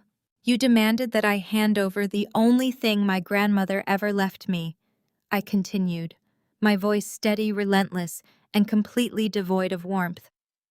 "You ordered me to sign away my legacy, my property, to save the daughter you actually loved. You wanted me to sacrifice my future so Chloe could continue playing pretend in Buckhead." "I was just stressed," Patricia sobbed again, her voice a desperate, ugly wail that echoed off the towering crystal chandeliers. "Please, you have to believe me." "You meant every single word," I replied. The icy finality of my tone caused a visible shiver to run through the front row of guests. "For 32 years I starved for your affection. I bled myself dry trying to be good enough, smart enough, quiet enough for you and Desmond. I twisted myself into knots, hoping that one day you would look at me the way you looked at Chloe. But I finally realized something when I bought this estate, Patricia." I paused, letting my eyes sweep over the massive crowd of senators, mayors, and socialites, before locking my gaze back onto my mother's terrified, tear-streaked face. "I realized that I do not need a seat at your table. I own the building." The absolute finality of the statement struck Patricia like a physical weight. Her shoulders slumped entirely, and she buried her face in her hands, letting out a long, pathetic wail of total defeat. The illusion was broken. The power dynamic had permanently shifted and there was no going back. Desmond, who was currently being physically restrained by the two federal agents near the exit doors, suddenly thrashed violently against their iron grip. The metallic clinking of his handcuffs echoed sharply across the room. His face was a dark, dangerous shade of purple, the thick veins bulging in his neck as he glared up at the stage. The realization that his political career, his freedom, and his entire luxurious life were officially over had pushed him into pure, unadulterated madness. The polished veneer of the respectable judge had vanished, leaving behind nothing but a cornered, vicious animal. "You will burn in hell for doing this to your own parents, Nia," Desmond yelled. The raw, unfiltered hatred in his voice shocked the remaining politicians who had once endorsed him. "You are a monster. You are destroying your own blood." Silas Washington stepped smoothly forward, standing right beside me. He looked like an immovable, unyielding mountain of absolute authority. He looked down at his younger brother with a mixture of deep pity and intense, unwavering disgust. Silas did not raise his voice, but the quiet power of his words commanded the room. "You built the fire, Desmond," Silas said, his dark eyes boring into the man who had framed him 2 decades ago. "She is just locking the door." Desmond opened his mouth to scream another insult, but the senior federal agent forcefully yanked his arm, silencing the disgraced judge instantly. I turned my back on my parents and looked directly at the head of my private security team. The tall, broad-shouldered man had been waiting silently near the edge of the dance floor, his eyes completely locked on my position, waiting for the final command. "Escort them out." I ordered, my voice projecting unwavering, absolute authority over the ballroom. "All 4 of them. Do not let them take anything from the tables, not a single glass of champagne, not a napkin, not a purse. They are officially trespassing." The security guards did not hesitate for a fraction of a second. They moved with clinical, ruthless efficiency. 2 massive guards reached down and hauled Terrence Banks roughly to his feet. Terrence staggered awkwardly, his expensive bespoke suit heavily wrinkled and covered in dust from the stage floor. His face was bruised, flushed, and twisted in a snarl of completely defeated rage. He did not even attempt to fight them as they gripped him by the arms and marched him forcefully down the center aisle. The men and women he had spent years trying to impress actively stepped out of his way, refusing to make eye contact with a man who had just been exposed as a broke, fraudulent parasite. Near the exit, the federal agents gripped Desmond firmly by both arms. They spun him around, completely disregarding his status as a sitting judge, and marched him directly toward the heavy mahogany double doors. The man who had spent his entire morning practicing his mayoral acceptance speech was now doing a humiliating perp walk in front of his most vital campaign donors, his wrists bound tightly behind his back. Patricia and Chloe were forcibly intercepted by event security. Patricia screamed, kicking her legs and reaching out wildly toward her sorority sisters, begging for a rescue that would never come. The wealthy women of Atlanta simply turned their backs, sipping their champagne, and watching the spectacle with cold, judgmental eyes. Chloe was entirely limp, completely drained of the venomous energy she had carried all day. She was sobbing hysterically as a guard gripped her firmly by the arm, forcing her to stand and walk. They were marched toward the exit, their expensive designer heels dragging loudly and awkwardly across the polished marble floors. The society photographers swarmed the center aisle like sharks sensing fresh blood in the water. The brilliant, blinding flashes of their heavy cameras illuminated the grand ballroom in rapid succession. They were completely merciless, capturing every single agonizing, humiliating second of the Washington family's ultimate social and financial exile. The images of Patricia screaming, Chloe dragging her custom white dress across the floor, Desmond in handcuffs, and Terrence being physically manhandled would be splashed across every society page and news outlet in the state before the night was over. I slowly lowered the microphone to my side. The heavy mahogany doors slammed shut behind them with a resounding, definitive thud that echoed through the cavernous space. The click of the brass locks engaging sounded like a vault sealing shut. The physical removal of the Washington family left a heavy, vibrating silence in its wake. 500 of Atlanta's most elite citizens remained completely frozen in their tracks. The absolute decimation of one of the city's most prominent untouchable families had occurred right in front of their eyes. They were processing the sheer magnitude of the fallout. I turned away from the empty aisle and looked at my husband. Julian stood perfectly composed, completely unfazed by the spectacular destruction that had just occurred. He stepped forward and wrapped his arm around my waist, pulling me close. He smiled, a warm, genuine expression that contrasted sharply with the coldness I had just displayed. He leaned down and pressed a soft, lingering kiss to my forehead, silently anchoring me back to reality. Julian reached out and took the microphone from my hand. He looked out over the sea of stunned socialites, politicians, and business moguls. He did not look angry or apologetic. He looked like a king addressing his court. "I apologize for the interruption, ladies and gentlemen," Julian said smoothly. His rich, confident voice instantly grounded the chaotic energy in the room. "But as my beautiful wife has just demonstrated, we do not tolerate bad investments.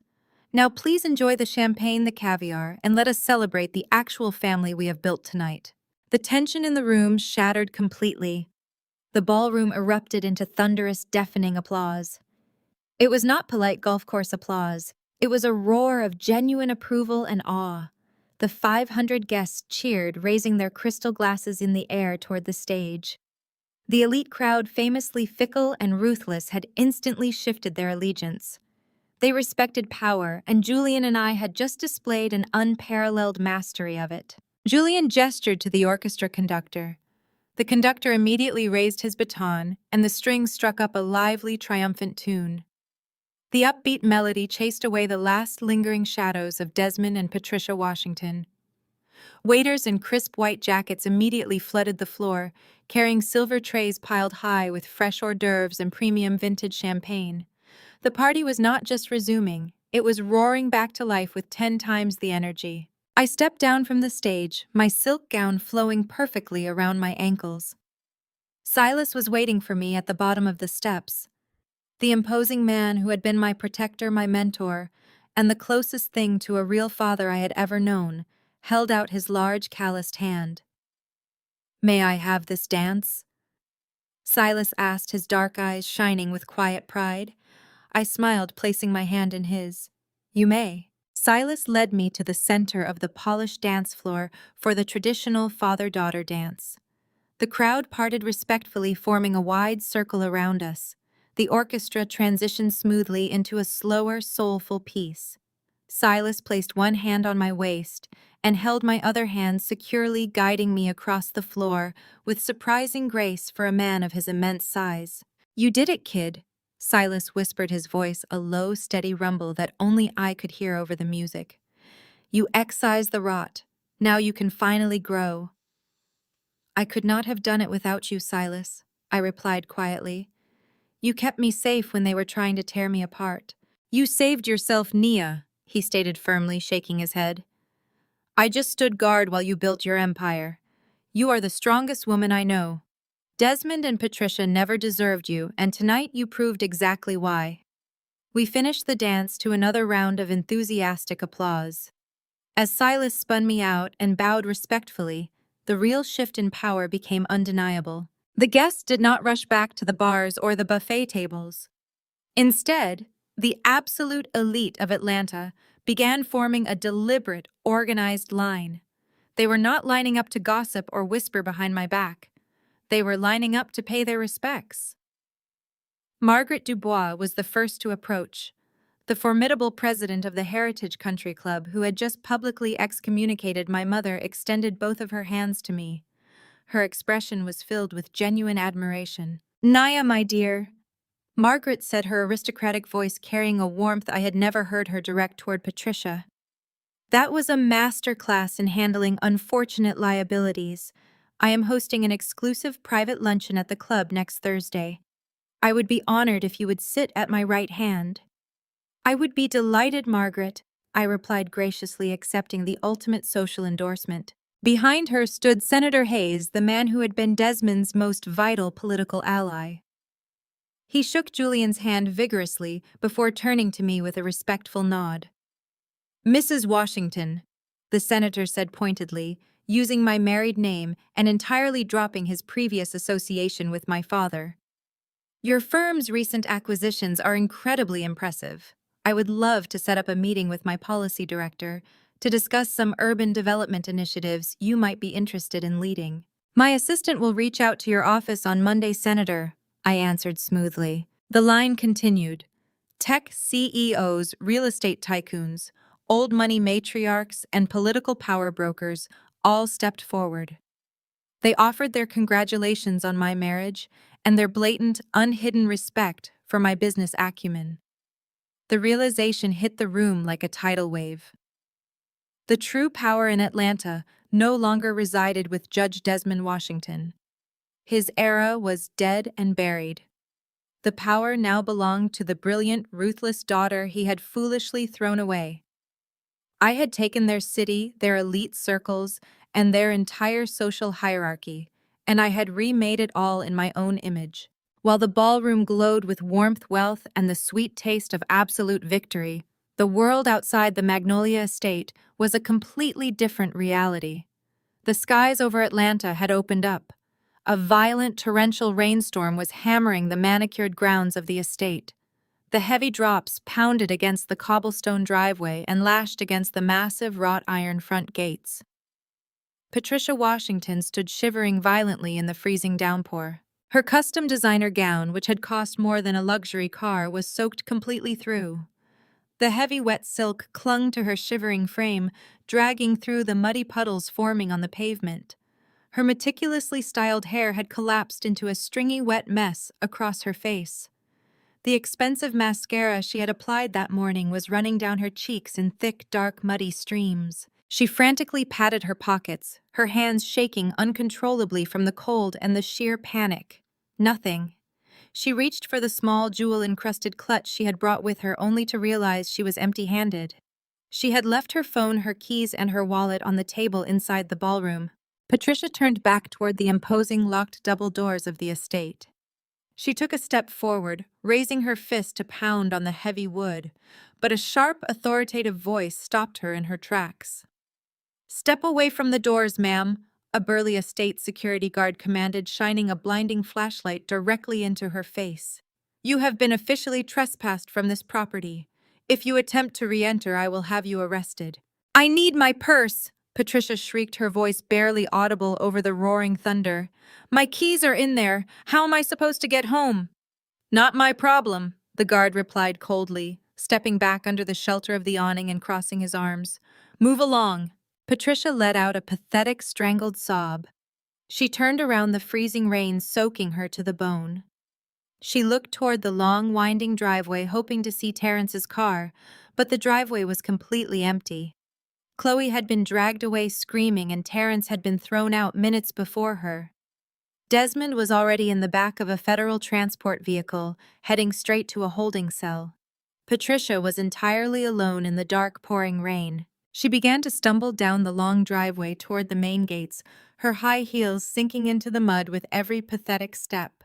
She wrapped her arms around her chest, her teeth chattering violently. She thought of the comfortable, sprawling mansion she had woken up in that morning.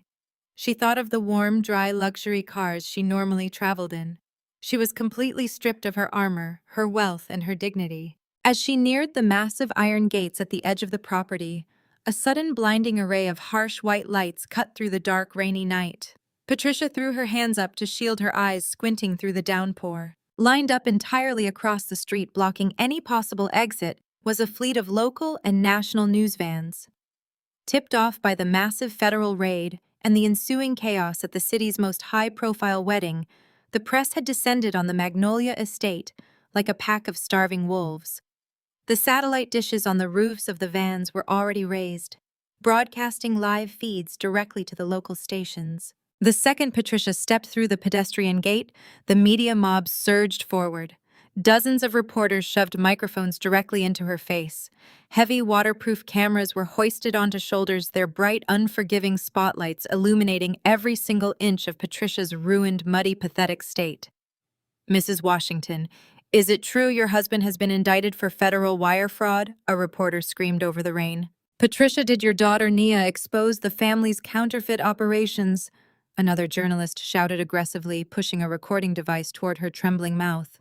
"Are you facing charges for the stolen charity funds, Mrs. Washington?" The blinding flashbulbs erupted in a chaotic, rapid-fire sequence. The harsh strobe lights captured her smeared makeup, her soaking wet designer dress, and the absolute, unadulterated terror in her wide, panicked eyes. There was no PR team to shield her. There were no country club friends to defend her. There was no Desmond to intimidate the press into silence. Patricia stumbled backward, trying to hide her face behind her muddy hands, but the photographers circled her, completely cutting off her escape. She was trapped in the freezing rain, cornered by the very public spotlight she had spent her entire life desperately chasing. The cameras mercilessly documented her total destruction, broadcasting the spectacular fall of Patricia Washington to every single screen in the city. The next morning arrived with a blinding, brilliant sunrise that completely erased the violent storm of the previous night. The golden light washed over the sprawling skyline of Atlanta, reflecting off the glass facades of the skyscrapers I now practically owned. I sat comfortably on the expansive wraparound balcony of Julian's and my private penthouse. The air was crisp and refreshing. I wore a simple, luxurious silk robe, leaning back into the plush cushions of our expensive patio furniture. The faint, soothing hum of the city below felt entirely detached from the absolute serenity of our high-altitude sanctuary. There was no anxiety, there was no lingering adrenaline from the wedding reception. There was only the profound, undeniable stillness of total victory. Julian emerged from the sliding glass doors carrying 2 freshly brewed cups of espresso. He looked effortlessly handsome in his casual morning attire, radiating that same unbothered absolute power that had drawn me to him in the first place. He set my cup down on the polished glass table, sliding into the seat beside me. He leaned over, pressing a warm, lingering kiss to my forehead. Julian reached into his pocket and produced a sleek silver iPad, sliding it casually across the glass table toward me. He did not say a word, allowing the glowing screen to do the talking. I glanced down. The digital front page of the Atlanta Journal-Constitution was dominated entirely by a massive high-definition photograph of Desmond. He was being shoved into the back of a federal transport vehicle in the pouring rain. His face was contorted in a mix of fury and stark terror, his wrists securely handcuffed behind his back. The bold black headline screamed across the top of the screen in massive letters: "Mayoral candidate arrested for decades-old fraud. The fall of the Washington dynasty." I swiped the screen with a manicured finger, scrolling past the devastatingly detailed article that meticulously outlined Desmond's counterfeit operations, his illegal wire transfers, and his absolute political ruin. The journalists had been merciless. They had ripped away the Washington family's golden armor, exposing the rotting, corrupt foundation underneath. Every single prominent politician who had endorsed Desmond's mayoral campaign had already issued formal statements completely disavowing him. The political machine he had spent his entire life building had turned on him overnight, eager to distance themselves from the radioactive fallout. I swiped again, pulling up a prominent entertainment and society blog. The top trending post featured a viral video from last night. It was Chloe. She was sobbing hysterically on the polished stage of the Magnolia estate, her face buried in her hands, her inappropriate crystal-encrusted white gown pooling around her like a dirty parachute. The video had already amassed millions of views. The caption read in bold, mocking letters, "Fake old money exposed at real estate mogul's wedding." The comment section was an absolute bloodbath. Thousands of users were ruthlessly dissecting Chloe's fake designer bags, her stolen credit card scandal, and the sheer audacity of wearing a wedding gown to her own sister's reception. The same high society influencers who used to praise Chloe's Instagram posts were now leading the digital charge to destroy her completely. Users were posting zoomed-in screenshots of her counterfeit jewelry and mocking her desperate screams. Her entire identity had been constructed for social media, and now that exact same platform was executing her. She was the ultimate social pariah. I took an unhurried sip of my coffee, feeling completely unbothered. The public execution of my former family was playing out on a global scale, and I did not feel a single ounce of guilt. The heavy glass balcony door slid open again. My personal assistant, Elena, stepped out into the morning sunlight. She was an impeccably dressed, highly efficient woman who managed my chaotic schedule with military precision. She held a cheap, bulky plastic burner phone in her outstretched hand. Her expression was carefully neutral, but her eyes conveyed a distinct sense of distaste. "Ma'am," Elena said crisply, stopping a respectful distance from the table, "I apologize for the intrusion. This is the emergency secure line. It is your mother. She is calling from a payphone at a roadside motel outside the city limits. She has called 9 times in the last 20 minutes. I set my coffee cup down. I looked at the cheap plastic device in Elena's hand, feeling a mild surge of curiosity. The Heritage Country Club president must have officially blacklisted her, cutting off her access to the elite social networks she usually relied on. I extended my hand. Elena placed the phone in my palm and took a discreet step backward. I pressed the device to my ear. "Speak." "Nia." "Oh God. Nia, please do not hang up." Patricia's voice was frantic, breathless, and entirely stripped of the arrogant, haughty cadence she had utilized like a weapon my entire life. She sounded completely unhinged. The background noise was chaotic, filled with the loud rumble of highway traffic and the distinct hollow echo of a cheap motel parking lot. "You have 60 seconds, I stated coldly. "Nia, please, you have to help us." Patricia sobbed, the desperation bleeding heavily through the receiver. "Desmond is in federal holding. They denied him bail. They froze every single one of our bank accounts. The state seized the house early this morning. We have absolutely nothing left." I leaned back in my chair, staring out at the vibrant skyline. I remained entirely silent, letting her panic echo in the empty space between us. "Chloe is sleeping on the dirty carpet of this horrible motel room," Patricia continued, her voice breaking into a pathetic whine. "Terrence abandoned her. He left her standing in the rain last night and drove away. He texted his lawyers this morning to file for divorce. He took her remaining suitcases. She has nothing but the clothes on her back. Nia, I am begging you. I will do anything. I will scrub your floors. I will work in your kitchens. Just please give us a loan. Just a small loan to get us a lawyer and a decent place to stay." The absolute audacity of her request hung in the crisp morning air.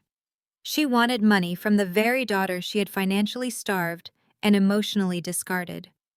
She wanted a rescue from the woman she had tried to completely annihilate. "Action-based consequences, mother," I replied, my voice dangerously soft yet sharp as shattered glass. Patricia's frantic breathing hitched. "What?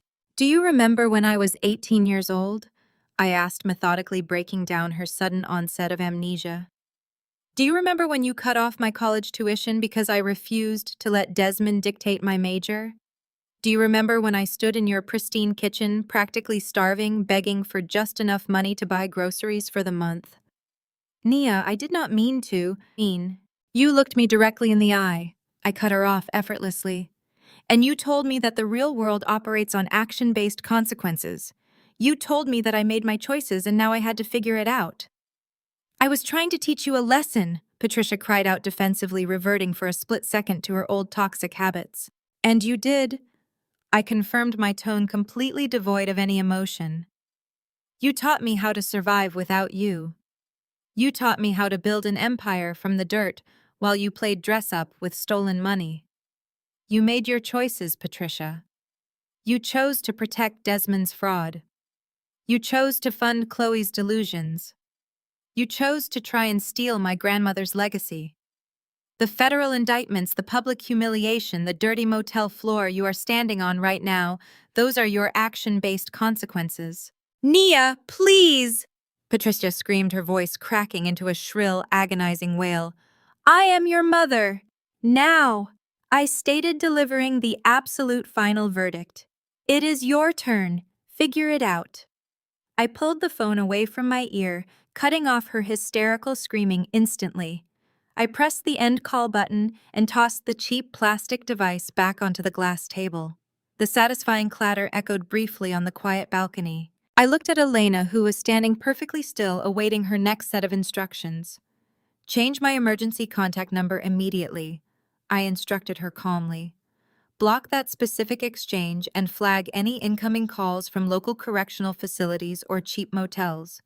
If she attempts to contact this office again, treat it as criminal harassment and forward it directly to our legal team.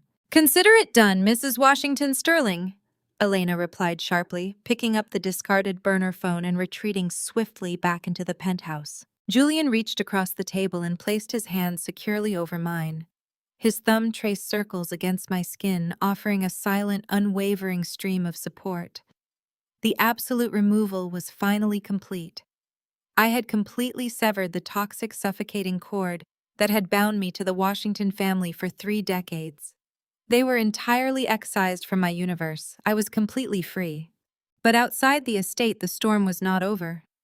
The corrupt Washington Empire had been burned to the ground, but there was one final piece of business left to handle regarding my grandmother's legacy. While the ballroom glowed with warmth, wealth, and the sweet taste of absolute victory, the world outside the Magnolia State was a completely different, harsh reality. The skies over Atlanta had broken open.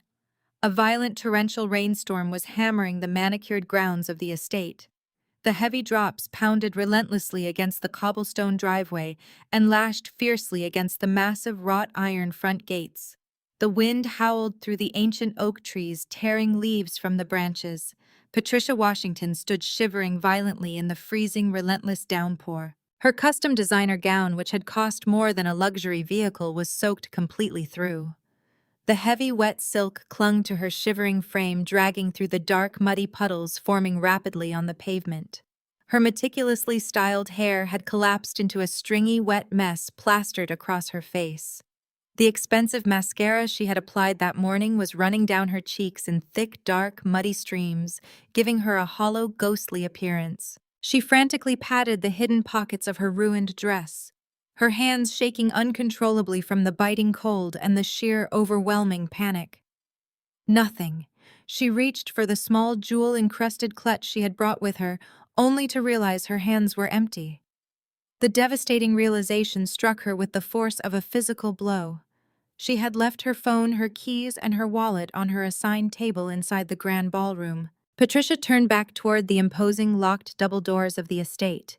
She took a desperate step forward, raising her fist to pound on the heavy, unyielding mahogany wood. "Step away from the doors, ma'am," a burly estate security guard commanded sharply. He stepped out from the shadows of the portico, shining a blinding, high-powered flashlight directly into her face. "You have been officially trespassed from this property. If you attempt to re-enter or strike that door, I will have you arrested immediately." "I need my purse!" Patricia shrieked, her voice barely audible over the roaring thunder and the pounding rain. "My keys are in there. My phone is in there. How am I supposed to get home?" "Not my problem," the guard replied coldly, stepping back under the shelter of the awning and crossing his arms over his chest. "Move along, ma'am."